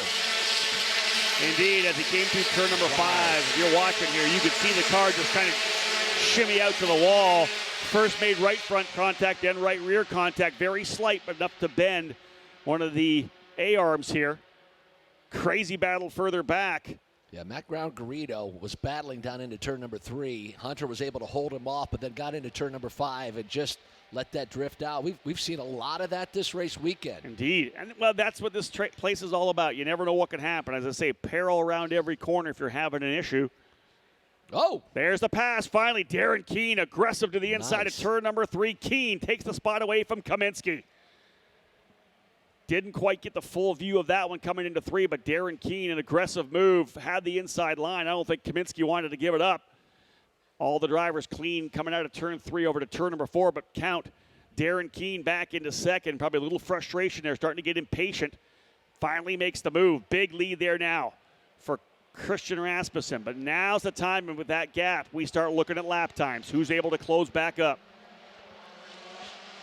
Cameron Shields, I believe, able to get by Christian Bogle last time through. Here come the leaders here across start-finish. Keep your eye out, Braden Eves. Braden Eves is on the move now, trying to get around Colin Kaminsky as well. He is right there, half a car length behind Colin Kaminsky. Braden Eves for position. That will be 3rd, battling with Colin Kaminsky. Christian Rasmussen, your leader from Denmark in the J. Howard driver development number 6. A handful of wheel coming through turn number 1 that last time by. There goes Eves. Yeah, here comes Eves. He's going to go to the outside. Kaminsky's going to keep it to the inside. Let's go to the turn 3 camera. We're going to get the exit camera here. He's not quite able to get by. Kaminsky holding on to the inside. Eves is all over that rear wing of Colin Kaminsky. Cameron Shields starting to dial things back in again. Shields had fallen back to 10th. He's now running now in the 8th position, trying to close up on Jack Crawford. We'll see if he's any quicker, as he was able to get by Christian Bogle on the last lap, so count Cameron Shields back up to 8th. Driver brought the yellow out late in the race yesterday, an incident over in turn number 8. Cameron a winner at the Lucas Oil Raceway earlier this year with Newman Walks Racing, their first road to Indy victory. Darren Keene trying to see if he can't reel in on Christian Bogle. The gap last time by 2.8 seconds. Let's have a look at lap times between 1st and 2nd as they work their way down here. A 12.5 for Rasmussen, a 13.5 for Keene.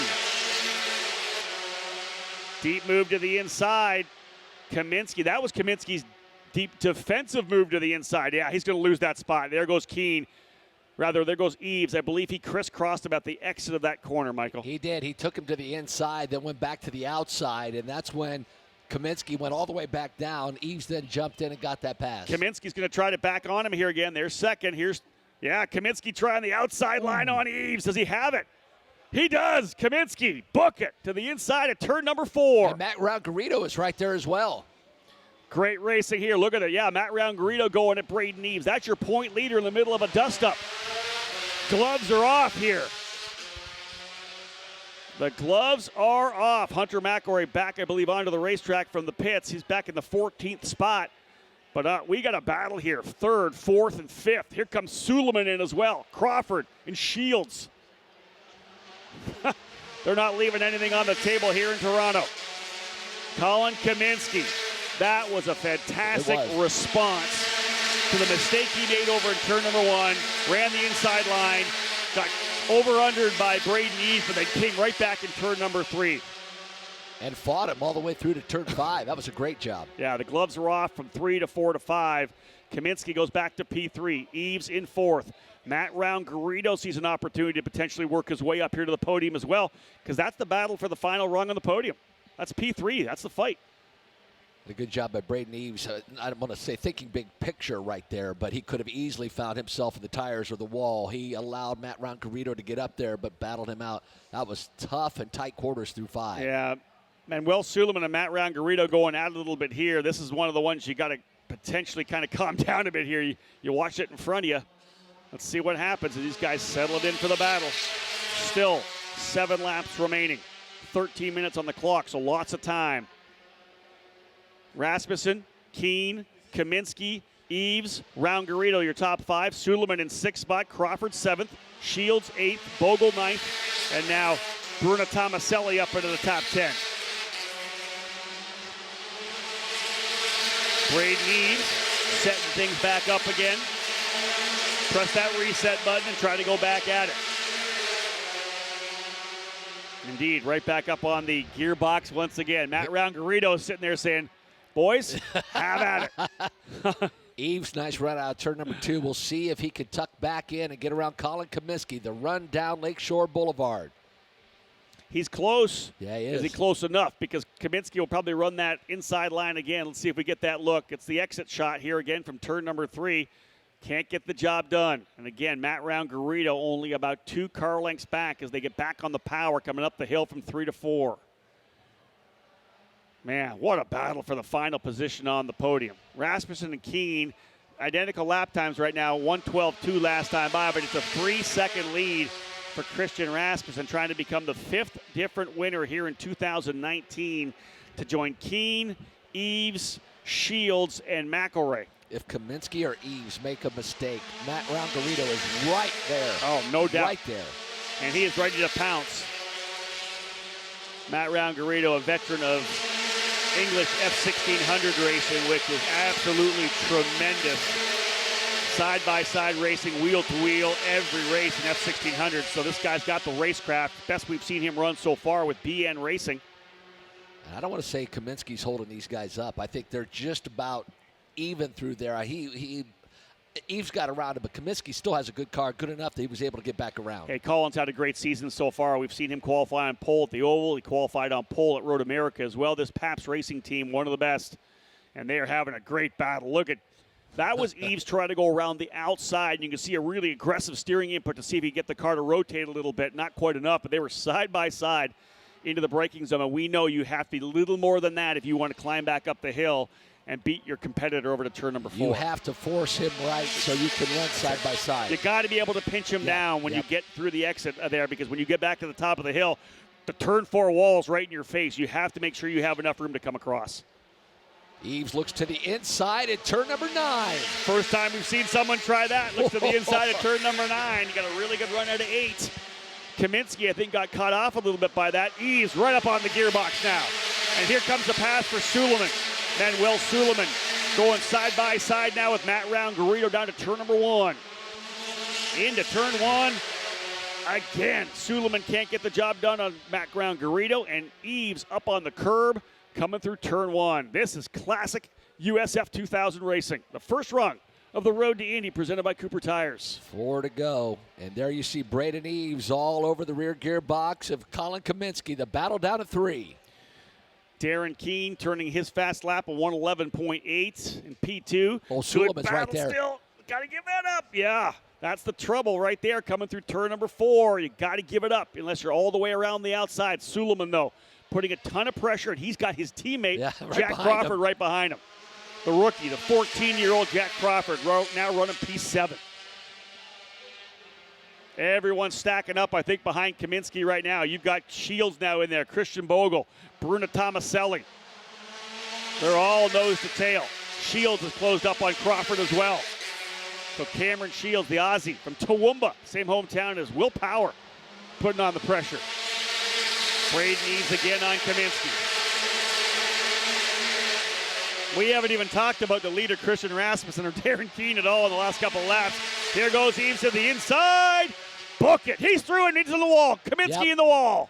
Colin Kaminsky in the wall on the exit of turn number 1. There might have been contact. They were going in side by side so deep, I wouldn't doubt if there was contact there.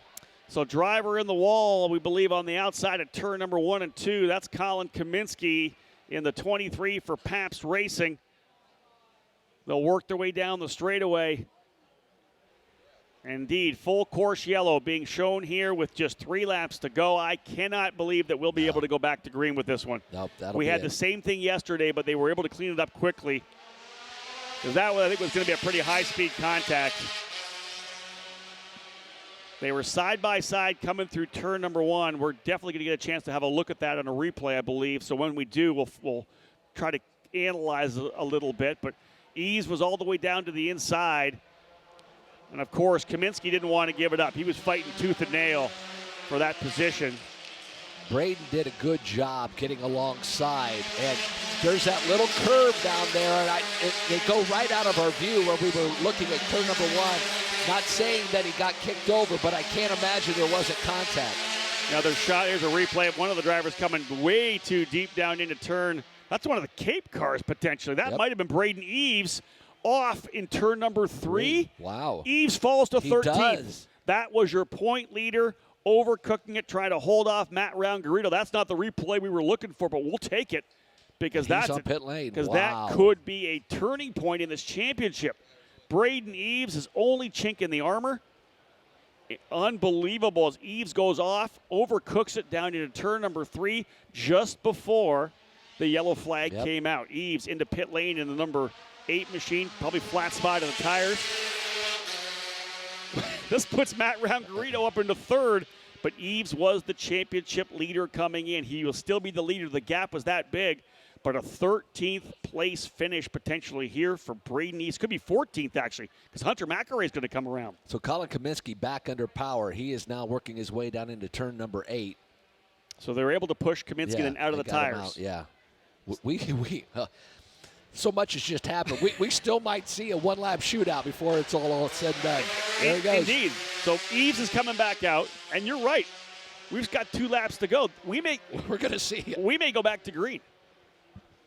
So will the pace car duck on off as they come out of turn number 8? We may find ourselves with a 1-lap battle. 23 laps down when they cross the stripe. It's either going to be white flag or green and white. We're going to see what happens. Christian Rasmussen, your leader. Keene second. Matt Round-Garrido up to 3rd. Suleiman now runs 4th. Crawford 5th. Shields in 6th. Bogle 7th.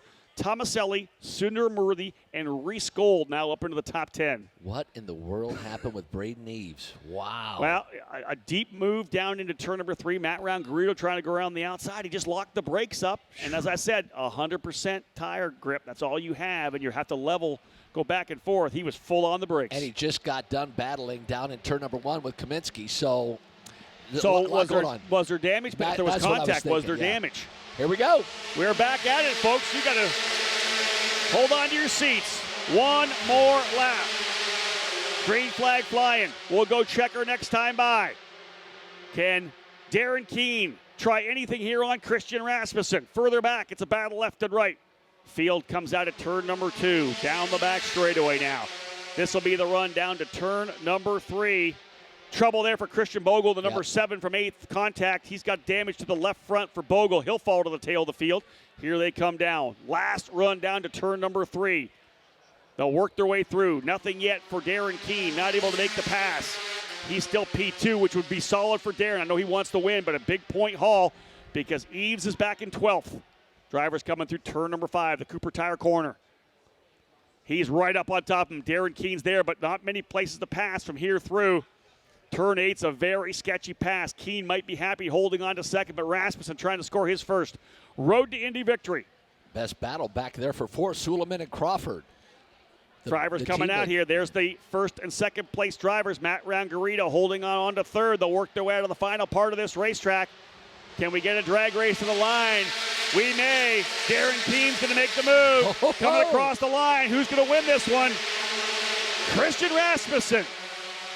5th winner in the 2019 season. Wow. Christian Rasmussen victorious on the streets of Toronto in the Cooper Tires USF2000 Championship. The first win as well for Jay Howard Driver Development. Rasmussen from Denmark, a 1/10 of a second win over Darren Keene, who finishes first yesterday, second today. Braden Eves in 11th. This championship just got very, very interesting. Everyone closing up a bit here on the leader, Braden Eves. What just happened? Wow, what a race. I'd have to go back and look at a bunch of replays to tell you exactly what just happened there. Just so many storylines changed in that battle with Eves going at it with Kaminsky. He ends up in the barriers. Braden goes off at the end of the straightaway. We go full course yellow. 1 lap dash to the end. Rasmussen, congratulations to Christian. He comes home with the victory. Did a great job. Darren Keene right there in second as well. Made a charge at the end. Matt Rangarito will round out the podium. Good battle with the teammates. Manuel Suleiman will come home 4th. Jack Crawford 5th. Cameron Shields 6th. Bruna Tomaselli, nice run for Bruna, 7th position. Let's talk about Jack Crawford real briefly. I got to get down there for pre-race for Indy Pro in about 5 minutes, as we're going to go right into the Indy Pro 2000 race. Jack Crawford, very first lap of the day, 8:05 in the morning. We see him right in front of us here, Michael, at our announcer's booth here. Car destroyed. He's limping. No track time at all in the opening session. They get the car fixed just for 1 lap in Friday afternoon qualifying, so he doesn't get into that session. Here's a driver who only got 3 sessions, 1 qualifier for race 2, race number 1. He just finished P5. What a run for Jack Crawford in the number 52. He finished 12th yesterday, starting from the back of the field. Incredible. So to get to where he was in 5th, that's a heck of a job. And shout out to all 3 of our 14-year-olds making it to the top 10, staying out of trouble. Crawford in 5th, Reese Gold in 9th, and Nolan Siegel in 10th. Our youngest drivers staying out of trouble, getting the lap times they needed, all 3 of them coming home in the top 10. Our OLG winner's circle just outside of the Enercare Center. If you come out of the Enercare Center, you'll see it on the right. We'll celebrate with our top 3 finishers. Matt Rangarito 3rd, Darren Keene 2nd. Your winner, race number 2 for the USF2000 series, Christian Rasmussen. And we will get set for pre-race festivities. Indy Pro 2000. It's coming up next. Race day here at the Honda Indy Toronto.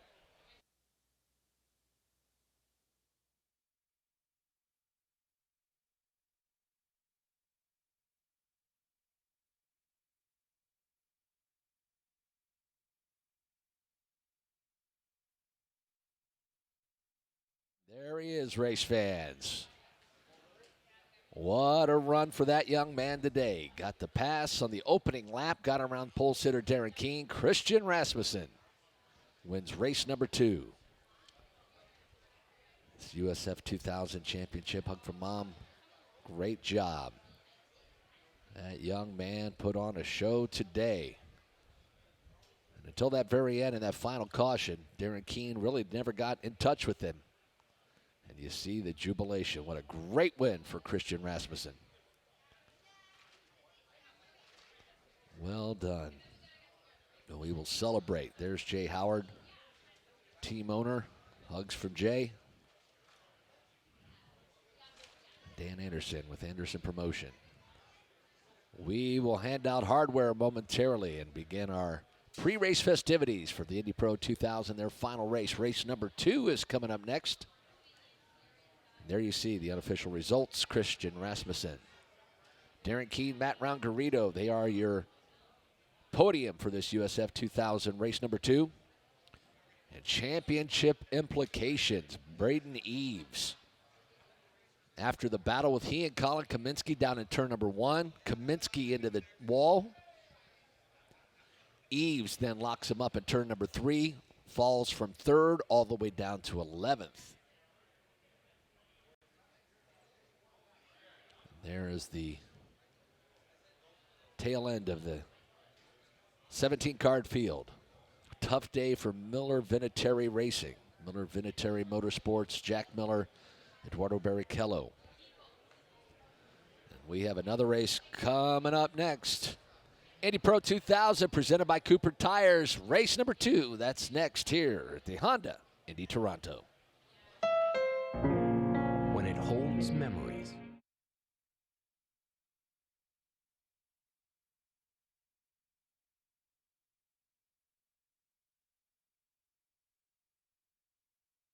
It's a gorgeous South Florida morning here at the Palm Beach International setting to test out the new Cooper Xeon RS3 G1 tires.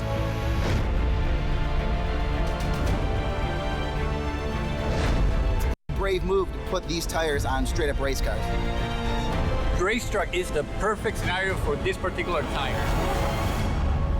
All day they were great, super predictable on the breakaway. The tires, they seem like they have a lot of grip. You'll get a lot of use out of the tires.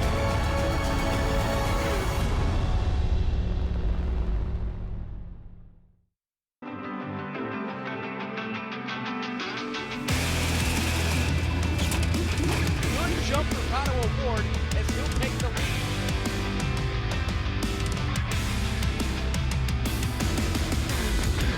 As Colton Herta scores the win at the Indianapolis Motor Speedway.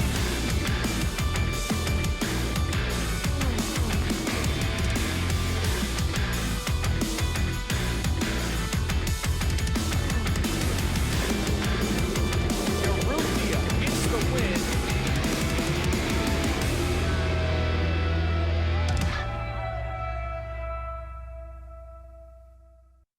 For 15 seasons, the Castrol Toyota Racing Series has led the way in New Zealand motorsport.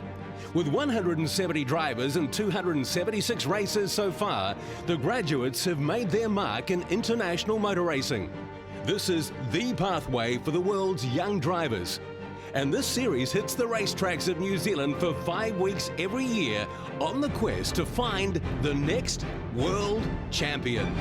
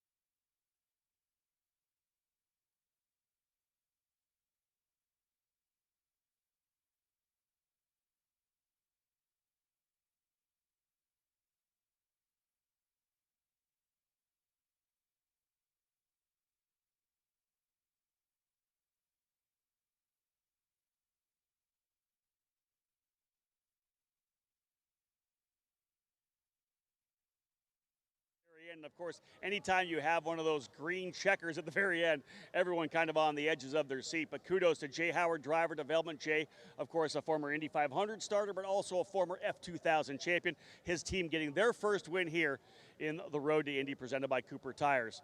1 down, 2 to go. We still have Indy Pro 2000 and Indy Lights for you here to kick off the morning here on the streets of Toronto. Indy Pro 2000 drivers are on the grid right now. They're getting set to go. 13 drivers ready to battle it out here to see if they can't be the one who stands on top of the podium when we wrap up this race in about 40 minutes time. Let's have a look at the grid. 13 drivers, as I said, getting ready to go, starting in the 13th position for Fat Boy Racing, the number 83 of Charles Finelli. We'll work our way now to row number 6, starting on the outside. Issues early in the weekend put this driver a couple of sessions behind, but Jacob Abel, the number 51, able to work his way up to a 6th place finish yesterday. He'll start 12th today. Abel getting more and more comfortable here on these challenging streets. Inside of that row, starting in the 11th spot, a driver who had a pretty big shunt yesterday. He will get back at it here from Mexico. Moises de Oliveira in the number 6, starting in the 11th position. Into the top 10, row number 5, one of the other D-Force drivers, Corey Enders, the rookie out of Sugar Land, Texas, in the number 7.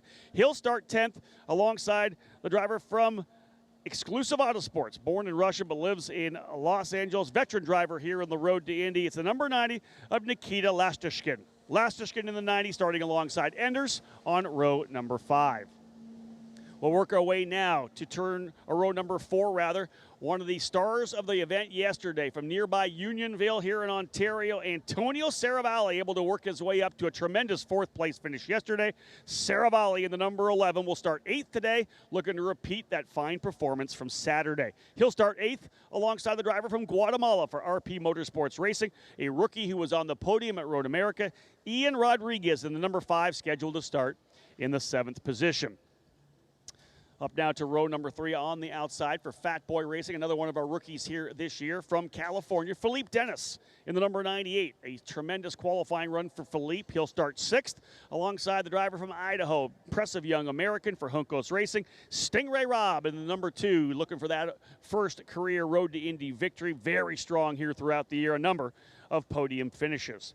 Moving now to row number 2 on the outside from Exclusive Autosport. Yesterday's winner, his 2nd victory here this year, also scoring the win in the Freedom 90 on the oval at Lucas Oil Raceway. Daniel Frost for Exclusive, the rookie in the number 68. Just 3 starts last year in USF2000 before jumping here to Indy Pro. He has been very impressive. Definitely one of the drivers in the championship battle for sure. Frost winning yesterday in the 68. He'll start 4th place here today. Alongside Daniel Frost, if you're one of the Canadians, of course, in the grandstands here, enjoying what is a beautiful day so far, you're going to be rooting for both Antonio Saravalli and this young man who has been victorious here before from Red Deer, Alberta, Canada for Abel Motorsports, starting in the 3rd spot. Number 8, Parker Thompson. Thompson starting in that 3rd position.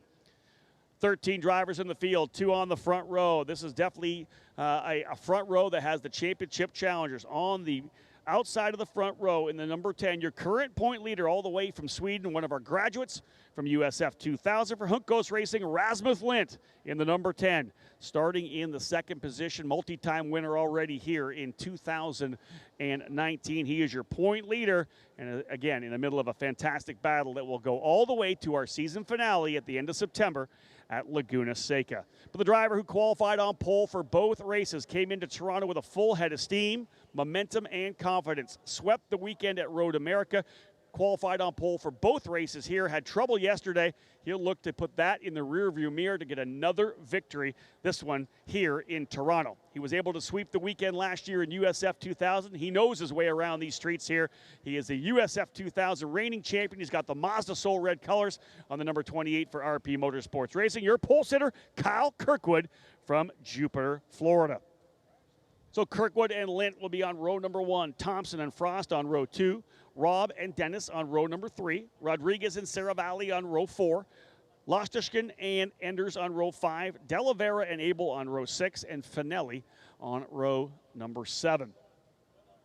Just past the midway point in this year's Road to Indy presented by Cooper Tires, and each one of the drivers who has been able to put the results down early now starting to think more and more, I believe, about this championship, because at the end of the trail, the pot of gold for these drivers is a scholarship that would put them into the series above them. The scholarship winner in USF2000, whoever wins the championship, wins the scholarship, the money to be able to run in the Indy Pro 2000.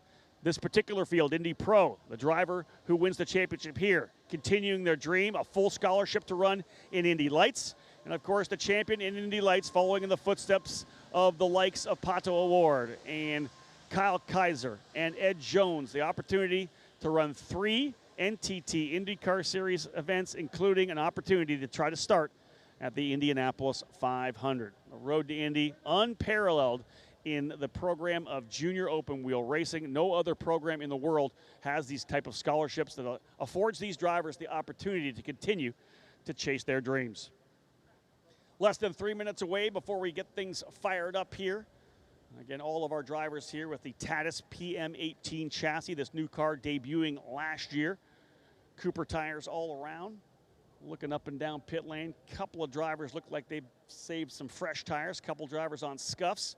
Only a certain amount of a set of tires that they'll have throughout the weekend, and the teams have to allocate those through the qualifying sessions and the races.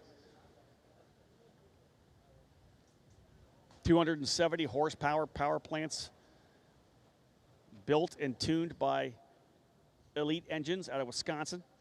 Again, the spec program puts everything in the hands of the mechanics and the engineers, and of course in the hands of the drivers who sit in these seats about set to go. Again, 13 drivers ready to rock here, less than 2 minutes away, and we will bring to life these engines. We're most definitely giving each and every one of you who have come out to the racetrack here early a look at the future stars of the NTT IndyCar Series. This particular Indy Pro 2000 level, home to so many drivers who have worked their way up through the ranks. James Hinchcliffe, Graham Rahal, Connor Daly. And of course, drivers like Spencer Piggott coming through the entire run as well. Sage Karam, Zach Veach, all those drivers spending time here at the Indy Pro 2000 level. So really, you're getting a look at the future stars. These are the ones you're going to see here when you're back in Toronto here for this Honda Indy Toronto in 3, 4, 5 years. These are the guys that'll be in the NTT IndyCar Series.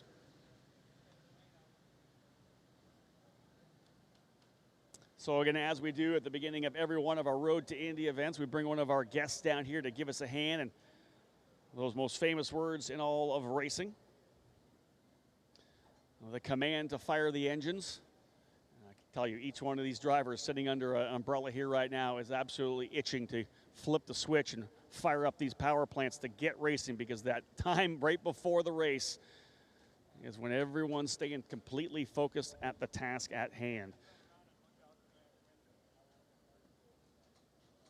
So again, ladies and gentlemen, as I said, time to get these things underway, and joining me down here on pit lane to provide the command to fire engines, one of our guests from Cooper Tires, Jonathan Thomas, will say the words that will elicit these drivers to fire things up. Again, just 10 seconds away, folks. It's time to go. Jonathan Thomas to give the command. Thank you. And on behalf of everyone at Cooper Tires and the fine men and women who engineer and build the race tires you drive on today, drivers, start your engines. And with that command, Michael Young, we are underway. 13 drivers firing things up on pit lane. It's time to go Indy Pro 2000 Racing. Thank you, Rob Howden, and here we go, the final race of the weekend. The second rung of that Road to Indy program, Indy Pro 2000, presented by Cooper Tires. Kyle Kirkwood on the pole. Rasmussen Litt will start on the outside.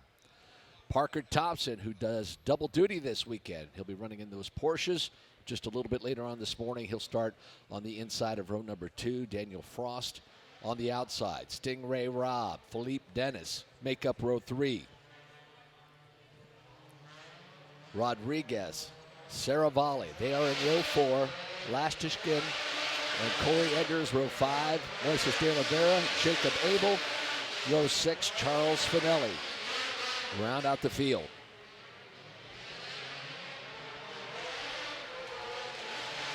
Fields away, making the way down the front straightaway.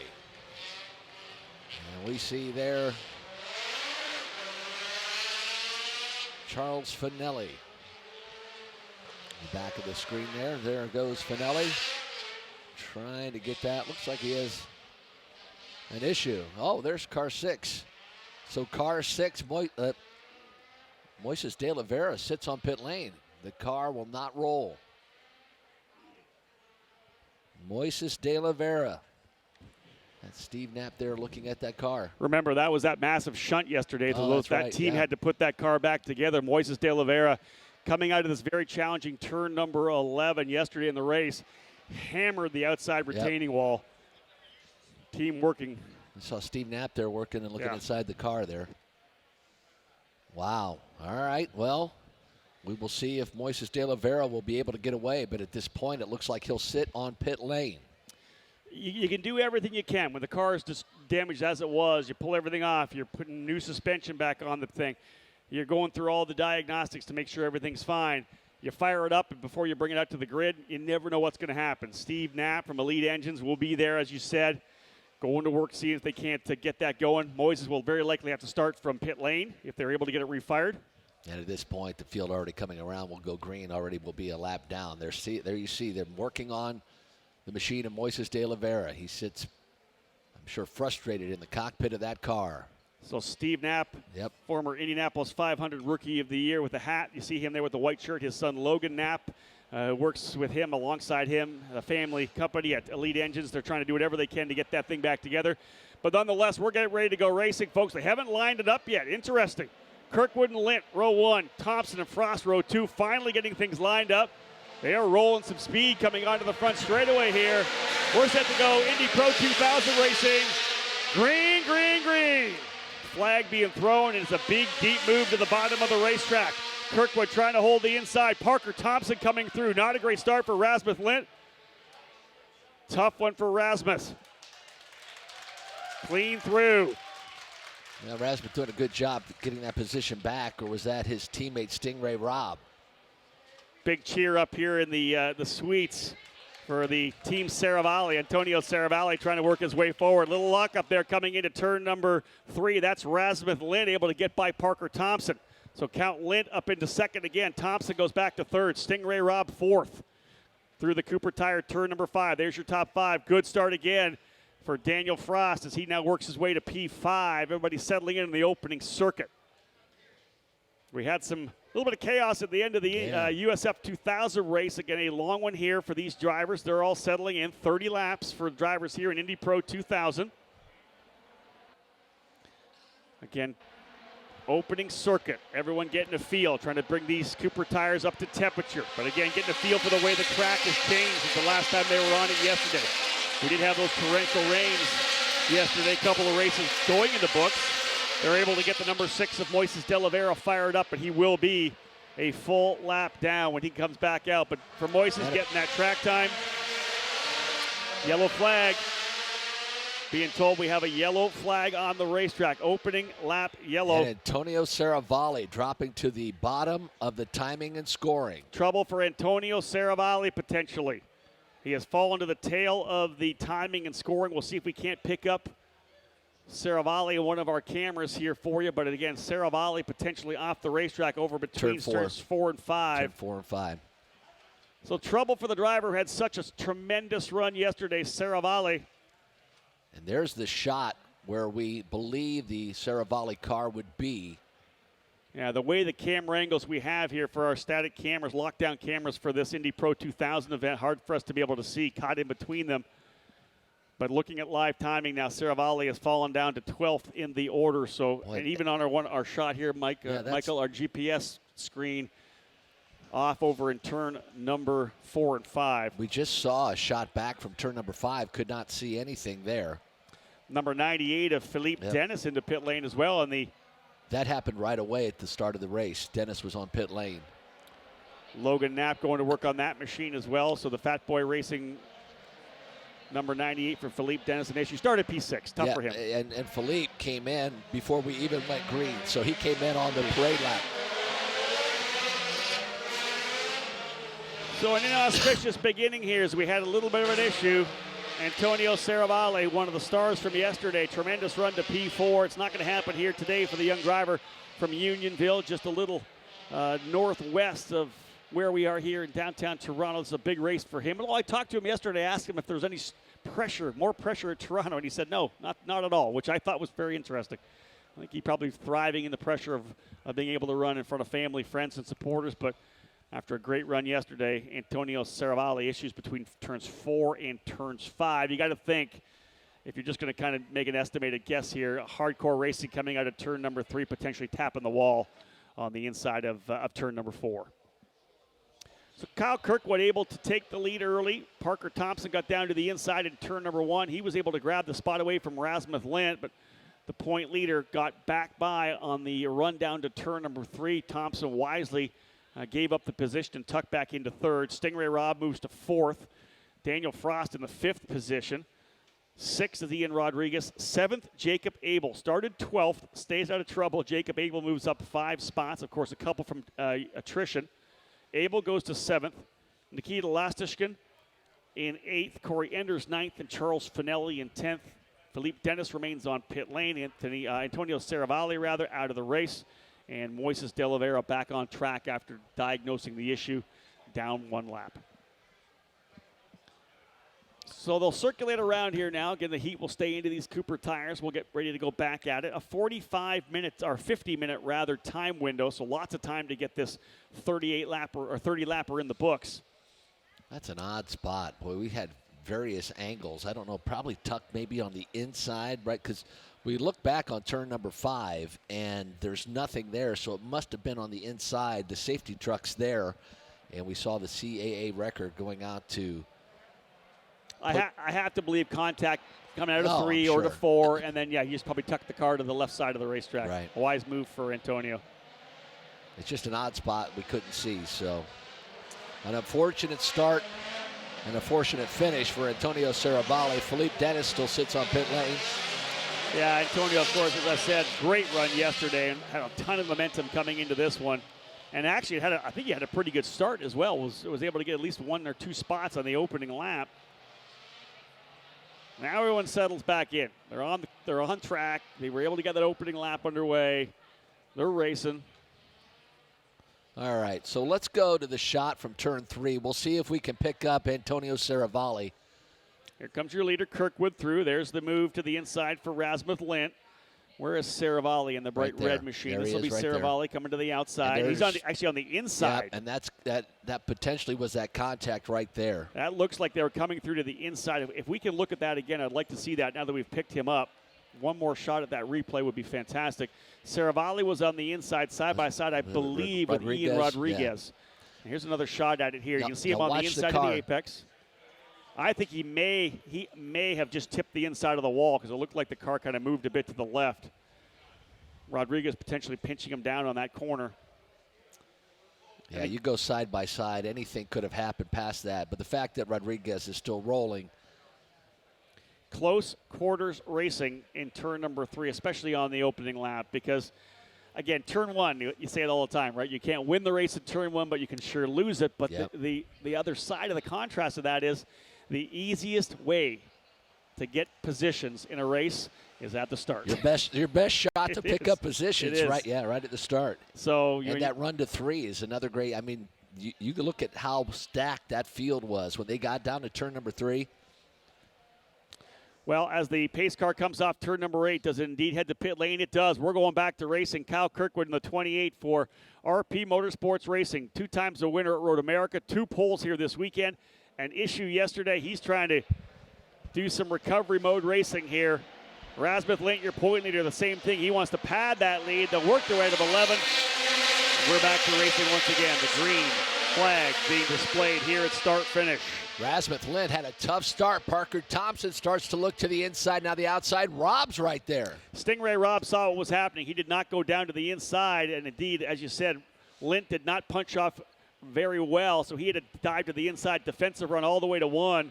I'm kind of surprised Parker didn't stay wide to try to get a better run out of the corner, but I think he was defending as well.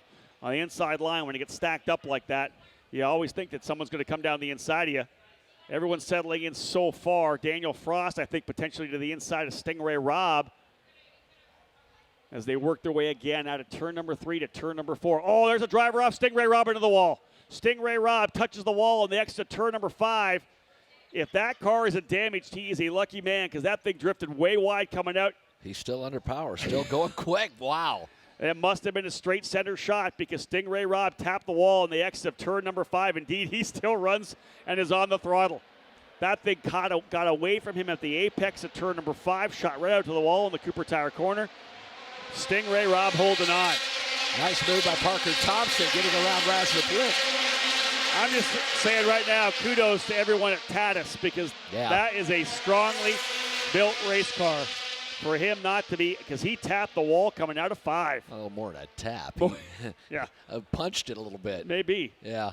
And that is straight concrete out there. There is no tire barrier at all. That's that Cooper Tire sign over top of the concrete. Wow, and look at Robb's attacking now, trying to get around his teammate on the outside.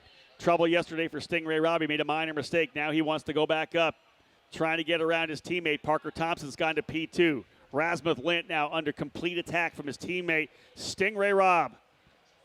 Stingray, his 3rd year here in the Indy Pro 2000 category.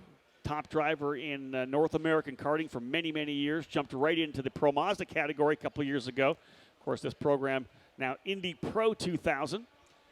Not recommending, punching the wall like that, but that looks like it made it go a little bit faster.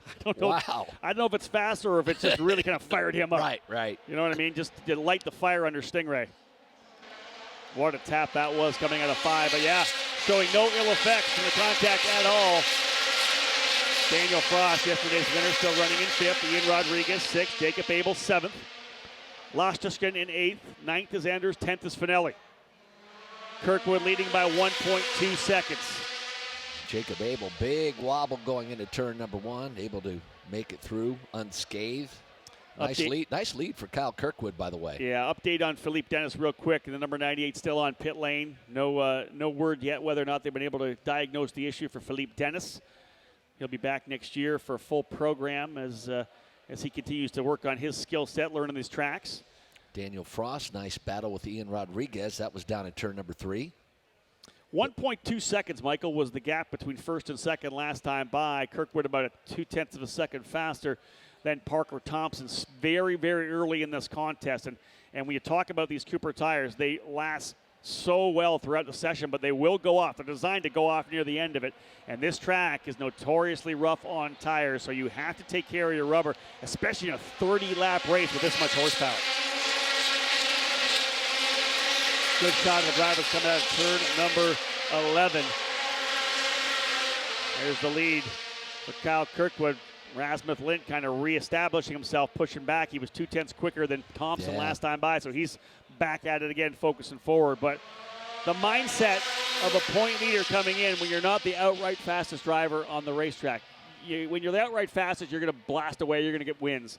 When you're not, and you're in the hunt for 2nd, 3rd, or 4th, that's when the mindset kind of changes a little bit. You kind of work on strategy, knowing that you need to have the right points, especially knowing that Kyle Kirkwood had that DNF yesterday. And this is going to be a big day for Kyle Kirkwood. If he can indeed pull off the victory today, a big reset for him. Lucky at the end of that when he got a lap down, and he had a lot of DNFs at the end of that race for Kyle Kirkwood, for him to be able to score a victory if he can indeed hang on to that 1 second lead. Big race number 2 for that young man. It'd be huge, wouldn't it? It's for him to be able to come back in here, Michael.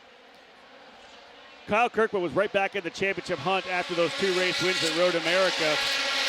He fell back, Michael, to 4th place in the points, 41 markers behind Rasmussen Lint. If Parker Thompson's still able to hold on to 2nd, let's say Lint finishes 3rd, you're talking about a probably 5 or 6 point gap. That's just chipping away at it. That's what Kirkwood's got to do. The contrast to his season last year, so much consistency. He won 13 of the 16 races, set a new all-time record for victories, just didn't have any issues. It's been 3 issues, major issues this year. Early on, front wings getting knocked off on the opening lap here. Of course, yesterday the issue with his teammate that sent him into the wall.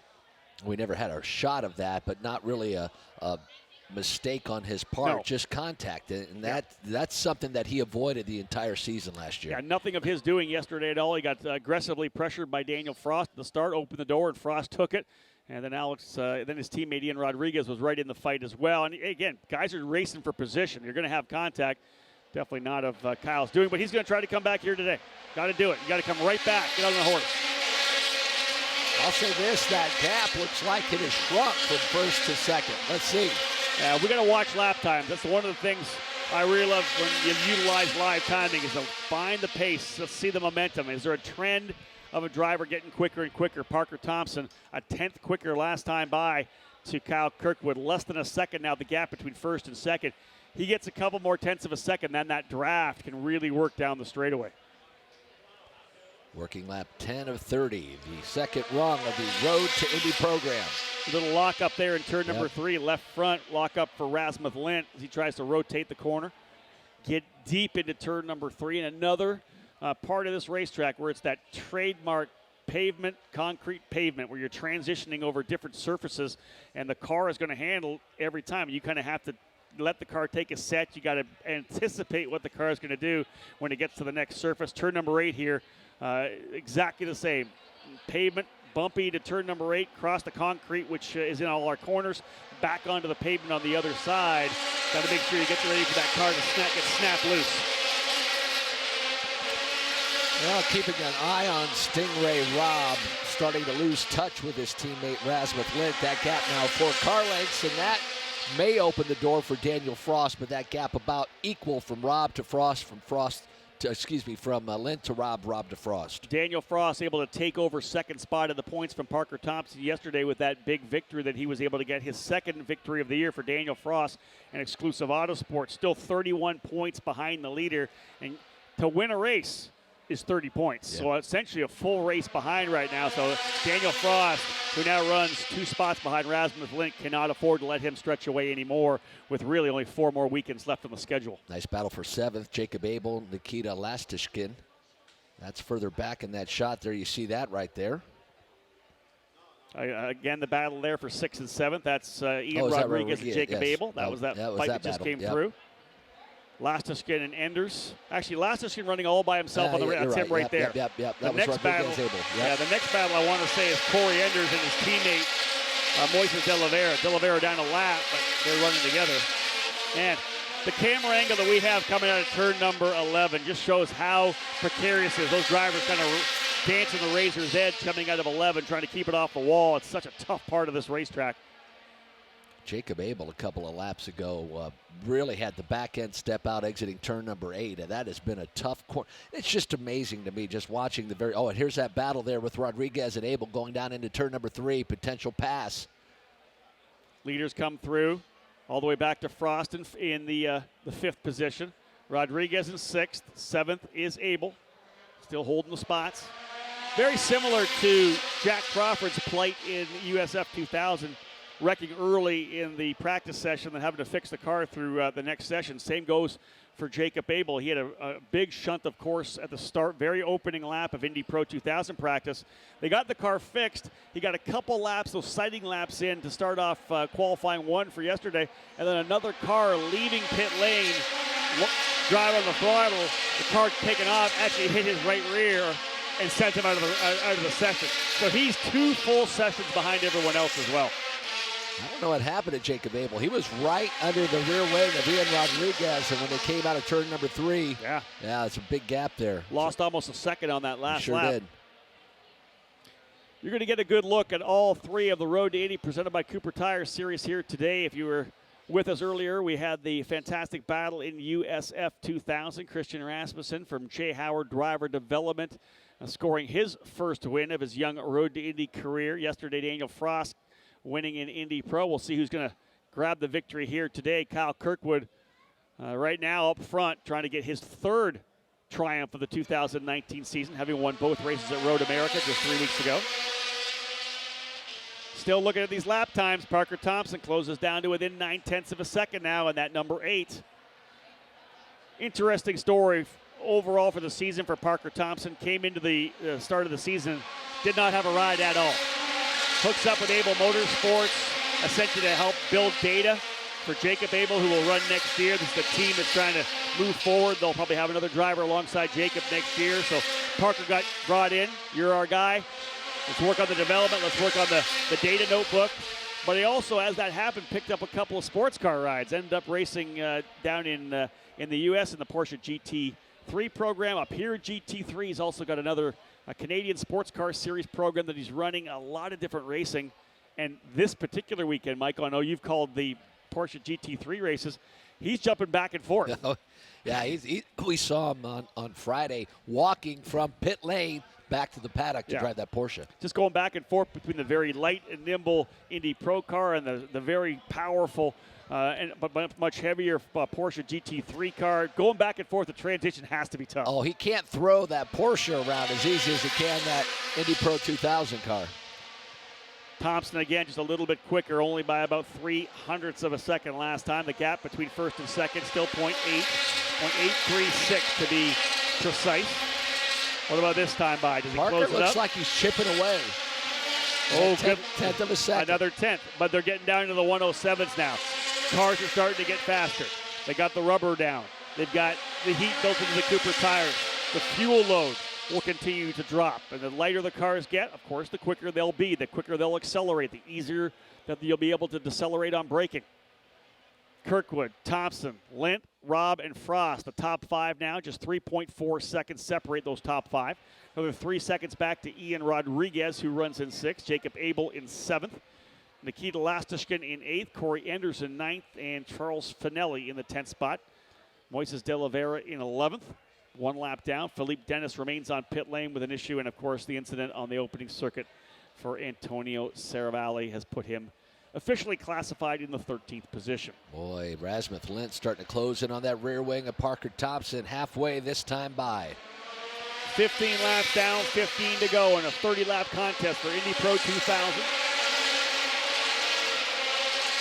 Big drift out of turn number 11 there for Daniel Frost. The leader starting to close up here on Charles Finelli in the number 83.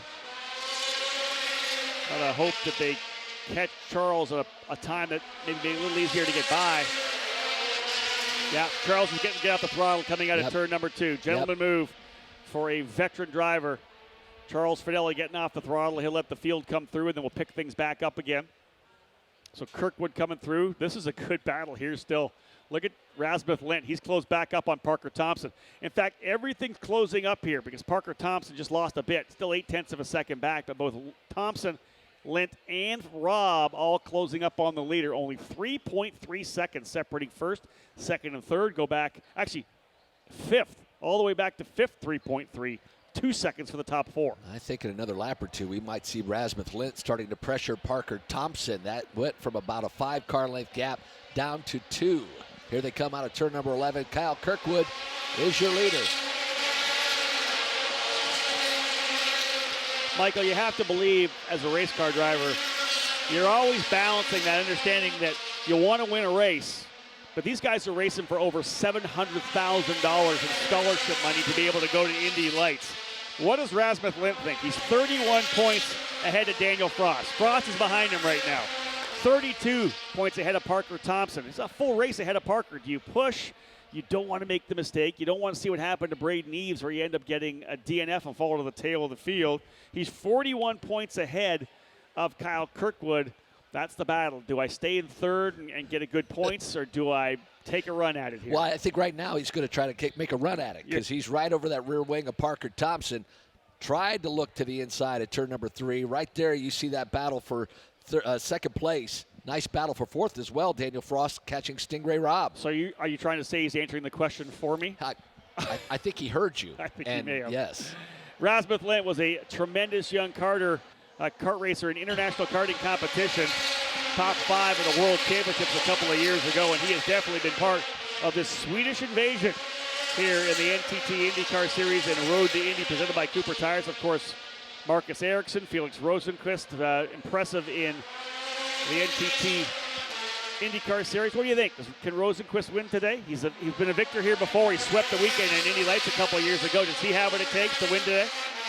Yes, he just can't make mistakes. I think sometimes gets out and he just has to drive smart. He has to be there at the end, but he certainly has an opportunity. He has a fast car. He does well, especially here in Toronto. His only time here, he swept the weekend.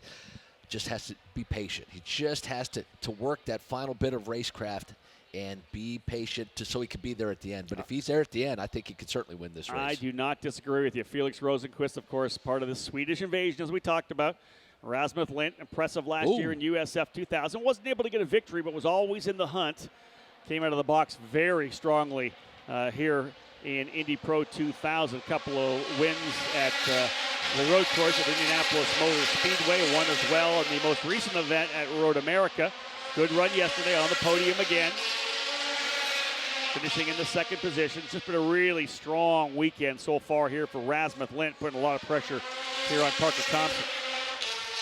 Looked like Lind may have hit that curbing in turn number 8, bounced that car out. I don't think Daniel Frost is out of the hunt yet either. No. Yeah. All the top drivers turning 107.6s, 107.5s, 107.4 for Daniel Frost. Yeah, fastest driver on the racetrack, and he is now closing up on Stingray Robb. Drivers working through turn number 5 up and across the curb. Just a little bit of curb coming in there to kind of get the car to rotate. Turn 6, then back on the throttle through that very quick turn number 7. Every time I think we got a battle starting, everything kind of settles back in. Most of the drivers further back with some separation, but that Rodriguez-Abel battle's really settled down. They were right on top of each other, and that has settled down. Looks like Jacobs trying to chip away at it again. He was quicker, but only by about a tenth that last time by. 19 laps down, or working lap number 19. 11 laps still remaining. Rasmussen Lint just turns fast lap of the race. Here comes Rasmus. Definitely not done at all.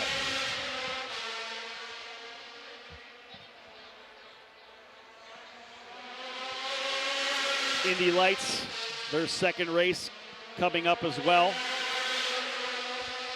A lot of racing action for you here. Big day.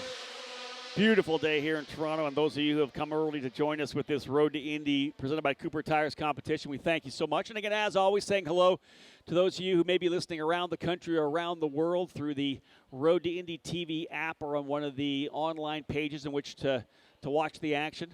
My name is Rob Howden, joined so many times, and again this weekend here by Michael Young, the voice of the Honda Indy Toronto. Always great to have Michael with us.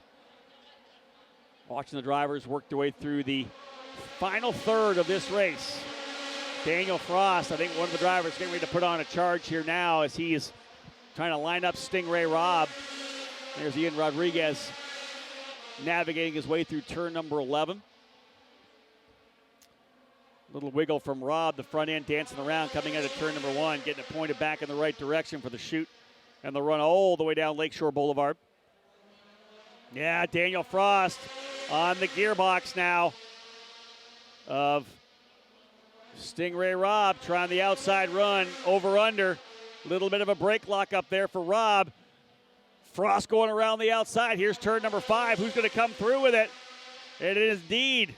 Good run there for Daniel Frost. Book it. He gets the pass done. And over under in turn number 3. Side by side through turn 4. And then able to get the car to rotate coming through turn number 5. Yesterday's winner, Daniel Frost for Exclusive Autosport, makes the pass and moves into P4. Good run for Daniel Frost. Stingray Robb still P5. Car dancing around a little bit there on the American. 1.1 second, the advantage now for Kyle Kirkwood over Parker Thompson and Rasmussen Lint. Parker has won countless races in his time here on the road to Indy, has not been able to put together a program yet to win a championship, but Parker, one of those drivers that just does not have the budget. Only one time really was he with a championship team. That was the year that he ran with Cape Motorsports, his second year in USF2000, battled it out with Anthony Martin, who would go on to win the championship. Parker then came back, had a chance to run with Exclusive Autosport when they joined up in 2017, their debut in the USF2000 program. Brought Parker on board to essentially handle all the data. They had no information coming in, so grab one of the top drivers, let him drive your cars, and see if you can't fill the database with the information you need for the following year. Parker did that, did tremendously well. Stayed with the team when they then debuted as well in the Indy Pro 2000 category with the brand new Tatis PM18. Did exactly the same thing. Parker Thompson was charged with learning the race cars, building the data. And one of the reasons why Exclusive Autosport is so good here this year is because Parker Thompson did all that data work last year. Daniel Frost definitely benefiting yesterday from the race win. Parker was strong here last year as well. And now doing it again. Again, this is what you do when you're a workman-style driver with no budget whatsoever. He's running with Able Motorsports. Once again, trying to build the database for a brand new team. Running very strongly right now here in second. Trying to win this championship which will, of course, put him into Indy Lights in 2020. Quickest car on circuit right now, Rasmussen. He's about a 10th quicker than Parker Thompson and Kyle Kirkwood. A lot of pressure up front, no doubt. Rasmussen, that car starting to come in nicely. You see everybody kind of dropping down to the low 107s now, Michael. Daniel Frost able to get by Stingray Robb with a over-under in turn 3 that he completed up in turn number 5. And you had said that he was quicker, and we were keeping an eye on that and certainly able to make that pass. Wondering now, obviously Stingray Robb and that hit, he's still able to continue, but if that car is starting to go away. Yeah, I wonder. Because he's just slowly dropping off. I mean, losing 10th after 10th after 10th. Rasmussen just sets new quick time, 107.2. Yeah, Daniel Frost then takes it away. Wow. Frost now the quickest driver on the racetrack as he's trying to close up on Rasmussen.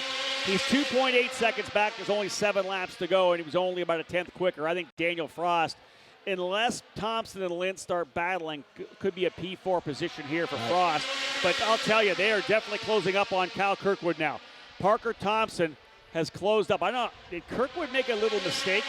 Because they are significantly closer than just 1 second, I believe, now. Parker Thompson can see it. He's almost in the place now. He's going to start getting that draft. Thompson runs in second. Lint third. Out of turn number 3. Kirkwood will roll the RP Motorsports car through. Solid line. We'll see if there's any change in the gap. 1 second was the gap between first and second last time by. That's visibly closer. You're right. Closer. You're right. Out of turn number 11. Did Kirkwood just have a bad lap, or did Parker Thompson turn things up? Thompson found some more speed. He's back, goes purple. Fast lap of the race, Parker Thompson. Daniel Frost takes it right back. Frost 0.3 quicker than Lint. There is no quit in Daniel Frost. No. It's been an impressive race for him. Indeed. Second place in points after that victory. We're going to have a really tight championship battle. Kyle Kirkwood, 4th in points, 41 back, but he's the leader right now. Everything's going to tighten back up with the top 4 in this championship battle. There's 1, 2, 3. You know, I was going to say Kyle Kirkwood yesterday, Michael. We had him on the broadcast for Indy Lights with Nick Yeoman, and he was very honest and talking about the fact that, you know, an issue not his fault, but he's a veteran. Only his second year on the road to Indy, having won USF2000 last year. But here's a guy that has run at the very top level of North American karting, one of the very best in karting for many years, represented his country overseas in Rotax competition. This guy's been through the ringer in terms of pressure. So, yeah, it's a different stage here in Indy Pro 2000, but they've been through the pressure. They've learned how to handle these kind of challenges. I thought it was interesting listening to Kyle talk, how big picture he was, considering how last year he just dominated the USF2000 field. Looking at this season, the incident that happened in race 1, okay, now big picture. Lost a position, that's okay. Indeed. I'm very impressed with it. Maturity as well, right? We talk a lot about some of the younger drivers, those 14-year-old drivers in USF2000. Good to have them there. They're running very wisely. They're running mature. They're showing patience. But there's a maturity of a 19, 20-year-old who's been through it before. And you realize that one race does not make a championship. You have to piece together results all year long. And for him to come back right now, still able to lead by over a second from Parker Thompson, this would be big for Kyle Kirkwood. Another recovery after the issue yesterday, coming off those 2 wins. If he wins here today, that's 3 wins in the last 4 races for Kyle Kirkwood. That's momentum heading to Mid-Ohio in 2 weeks. And hey, when you start winning races, the rest will sort itself out. If you're winning, there's nothing else more you can do. Winning's winning. Drivers have confidence in themselves. They have self-belief. They have a certain level of ego. You have to have that when you're a race car driver. But you also can get down on yourself when you haven't won yet. It's that first win that I think that really fuels that internal belief and the wins that Kyle Kirkwood was able to get. And not only himself, but in RP Motorsports Racing as well. He believes in the team and the engineers. The engineers in return will believe in his skill set. When that bond comes together, that's when you start seeing the real wins come. And that's why Kyle Kirkwood was on pole both races this weekend. And that's one of the most important things that you never really hear about. But if you don't have that team gelling together and that commonality that everybody's thinking they're all on the same page. You don't have that, you're not going to be successful. You have to have the synergy between the engineer and the driver. That is one of those, the secret sauce of the equation. Kirkwood still leading, folks. We've only got a handful of laps to go. Less than that, in fact. It'll be 3 to go when he comes across the stripe once again. He has been maintaining a 1-second gap over Parker Thompson. And Rasmussen continues to put the pressure as well on Thompson. Again, almost similar lap times, 1:07.3. Daniel Frost continues to turn the best lap times, but he's just not close enough, and they're not racing in front of him. The fastest driver on the racetrack, the exclusive Autosport, number 68, Daniel Frost, wheeling the PM18, but they're just not racing in front of him. He's not getting a chance to close up. Everybody turning good lap times. Little right front lock up there for Rasmussen. Hard into the brakes. And you know this, Michael. When you start locking up that right front, you do it a couple times, and you keep hitting that same flat. It's not like it's a different flat spot. If you flat spot more than one occasion, it's getting that same spot every time, and it just keeps getting worse and worse. I don't want to be called a liar, but my guess is now Rasmussen is now thinking big picture. I think he's resolved to the fact he's going to get third. He hit that. Boy, you see a really rough patch coming out of turn number 8. That really jostles these cars. But I think big picture now, hey, I got a podium finish. Thompson ahead, Kirkwood ahead. I think he's content where he is. Yeah, I don't disagree with you. Big wiggle. That was a big slapper there for Daniel Frost coming up 11. You should have seen it last time. I mean, he's been doing that every lap after lap. And that's why he's the fastest driver on the track right now. He's hanging it out a little bit. But I'll tell you this now, if I'm Daniel Frost, or I'm saying the same thing, I'm not going P3. Let's just get home these last 2 laps. Let's not make any mistakes here right now. You've got a 2.5-second lead over Stingray Rob. Back it down just a little bit, especially coming through that corner. 2 laps to go, and in fact, white flag will fly next time by for Kyle Kirkwood. Gap still 1.1 seconds. He has flat managed this race. Yeah. Able to get out front early, setting the lap times. You know that his teammate calling the gap back to Parker Thompson, who got by Rasmussen early. Tremendous run here now for Kyle Kirkwood. Same for Parker Thompson. This would be his 3rd podium in a row so far this weekend. 3rd yesterday. Was he 3rd yesterday? 3rd as well, I believe, in the Porsche GT3 category. It'd be 2nd here right now. He'd be going for 4 straight podiums this afternoon. Be a big weekend for that young man if he can complete. They got to get this last one done, Michael. That's the thing. 1 more lap to go. Indy Pro 2000. Kyle Kirkwood looking to bring himself back into the points here now. Rasmussen, as they run, 226 points. Kyle Kirkwood would be back by only 31 points. He would make up 10 points. Big. We would have Daniel Frost at 187. Kirkwood would then jump to 3rd, 195. Parker Thompson, 201. 25-point lead for Rasmussen as they finish here. Everybody's chipping away at that lead for the young Swedish driver. As we've got 3 road courses and 1 oval still to come for Indy Pro. Final lap on the racetrack for Kyle Kirkwood, the young American from Jupiter, Florida. RP Motorsports Racing. The Mazda Soul Red colors for the driver who won the USF2000 championship last year. He'll work his way out of 8 through 9. The tough turn number 10, off-camber right-hander through turn number 11. Just got to keep it off the wall as they come out. And indeed, ladies and gentlemen, a day of recovery here on Sunday. Kyle Kirkwood, the winner in Indy Pro 2000, race number 2 on the streets of Toronto. Kyle Kirkwood advances himself to 3rd in the championship points, just 31 markers behind Rasmussen, who comes home in 3rd. Parker Thompson, the Canadian, his 3rd straight podium finish of the weekend. Parker Thompson, P2. He only 25 points behind. Parker Thompson goes back to 2nd in the points, just 25 points behind. He made up 7 points. This is what this championship's all about. Consistent results, weekend in, weekend out. I don't want to say what Kyle Kirkwood did today was a statement, but it certainly shows how focused he is as a race driver right now. That was an impressive run today. You know what, Michael? I think it's a statement. I think that's a perfect word for this because you think about how good he did at Road America. That was definitely a statement. Right, that was a statement. I can win races here. I can win this championship.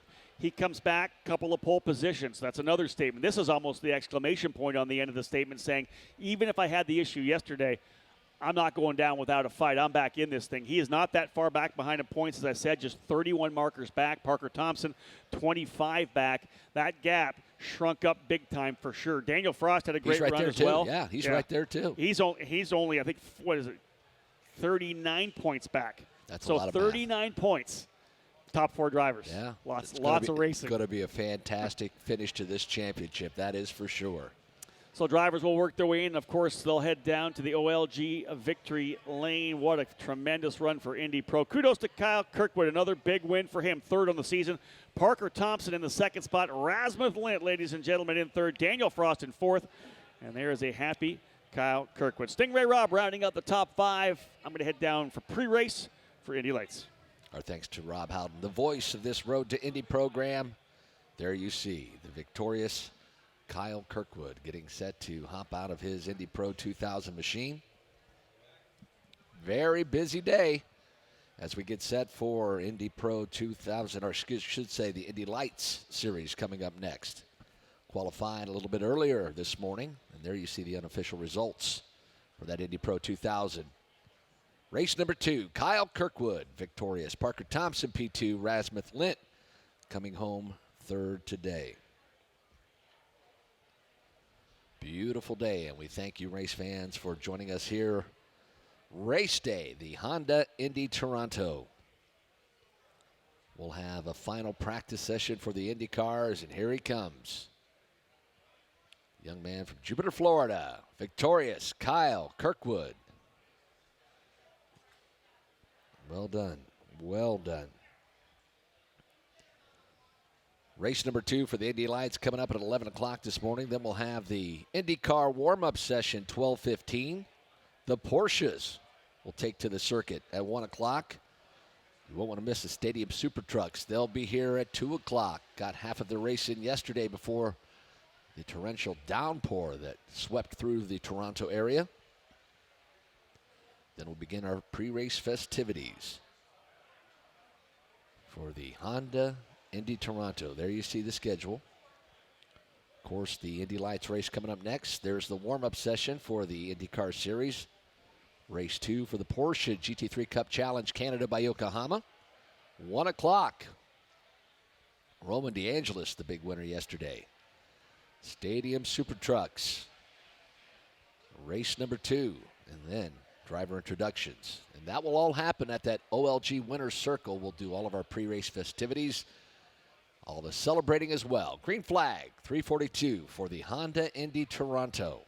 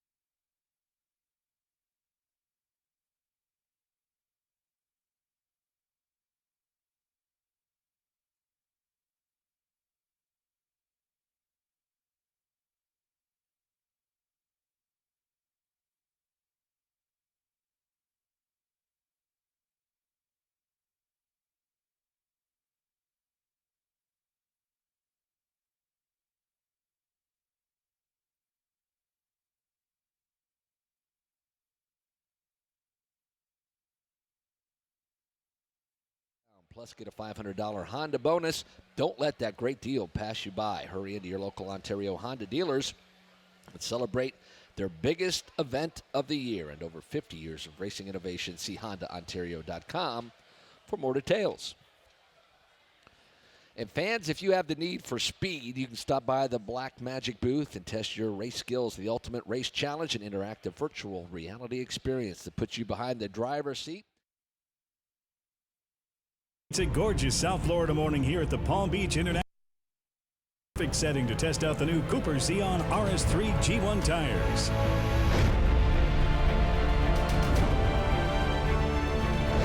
It's a pretty brave move to put these tires on straight-up race cars. The racetrack is the perfect scenario for this particular tire. All day they were great, super predictable on the breakaway. The tires, they seem like they have a lot of grip. You'll get a lot of use out of the tires.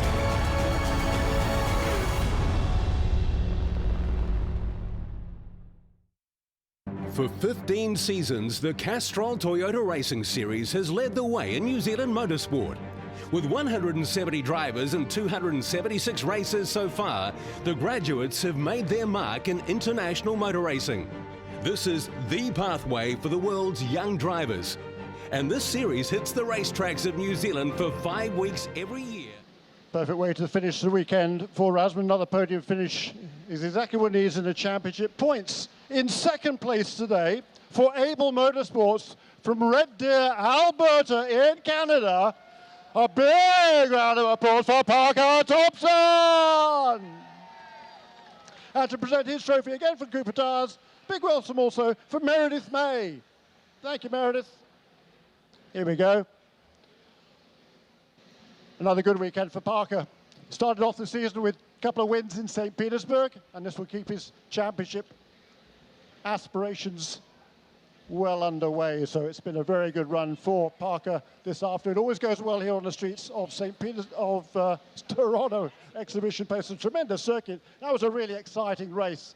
The pace was just getting faster and faster throughout. So therefore, a big welcome for our winner of today's Cooper Tires Grand Prix, presented by Indy Building Products, from Jupiter, Florida, driving for RP Motorsports USA, Kyle Kirkwood. And to present the trophy, a guest of Cooper Tires is John Hoffman. Yeah, do the trophy first. Thank you, John. That was the third win of the season for Kyle Kirkwood. He had some difficulties yesterday, but this is the perfect way to bounce back to keep his championship in full. Yeah, come on down here. Down now, Kyle. That was a tremendous result. Yesterday, some bit of a disappointment yesterday, but today, everything went absolutely perfectly. Yeah, it really did. Like you said, yesterday was a disappointment, and to be able to bounce back today is tremendous. Like you said, we were going faster and faster every lap, and I was pushing harder and harder every lap, and so were these two. It seemed like Parker was kind of an accordion between us both, because he'd catch me that pull away, then Rasmussen would catch him, so he was put in a tough spot a couple times there, but fortunately we were able to pull away for the last few laps and get the win. Big thanks to the RP Motorsports guys, Mazda, First Tex Industries, my sponsors, and Bell Helmets. What is it about this track here at Exhibition Place? You seem to like this place. 2 wins last year in USF2000, another win today. You know, this is probably my favorite track on the circuit that we go to this year, and I'm comfortable around walls. When I was in karting, when I was young, I did a lot of street course races, and when I got here, I knew I loved the place. The fans are awesome here. All of them want to take photos with all of us, so it's a great atmosphere coming up here in Toronto, Canada. Congratulations to Kyle Kirkwood, and also to each of our top 3 finishers after round 9 of the Indy Pro 2000 Championship, presented by Cooper Tires. The Cooper Tires Grand Prix presented by Allied Building Products. Our top 3 finishers then. A big round once again for Junkos Racing, Rasmus Lind. In second place for Able Motorsports, Parker Thompson, and a race winner for RP Motorsports USA is Kyle Kirkwood.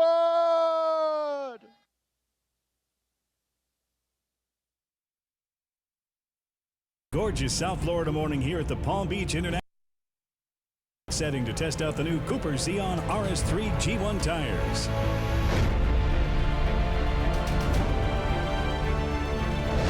It's a pretty brave move to put these tires on straight-up race cars.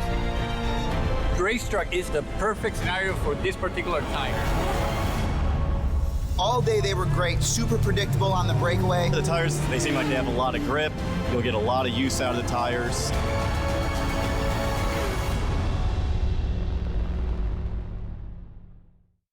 For 15 seasons, the Castrol Toyota Racing Series has led the way in New Zealand motorsport. With 170 drivers and 276 races so far, the graduates have made their mark in international motor racing. This is the pathway for the world's young drivers. And this series hits the racetracks of New Zealand for 5 weeks every year on the quest to find the next world champion.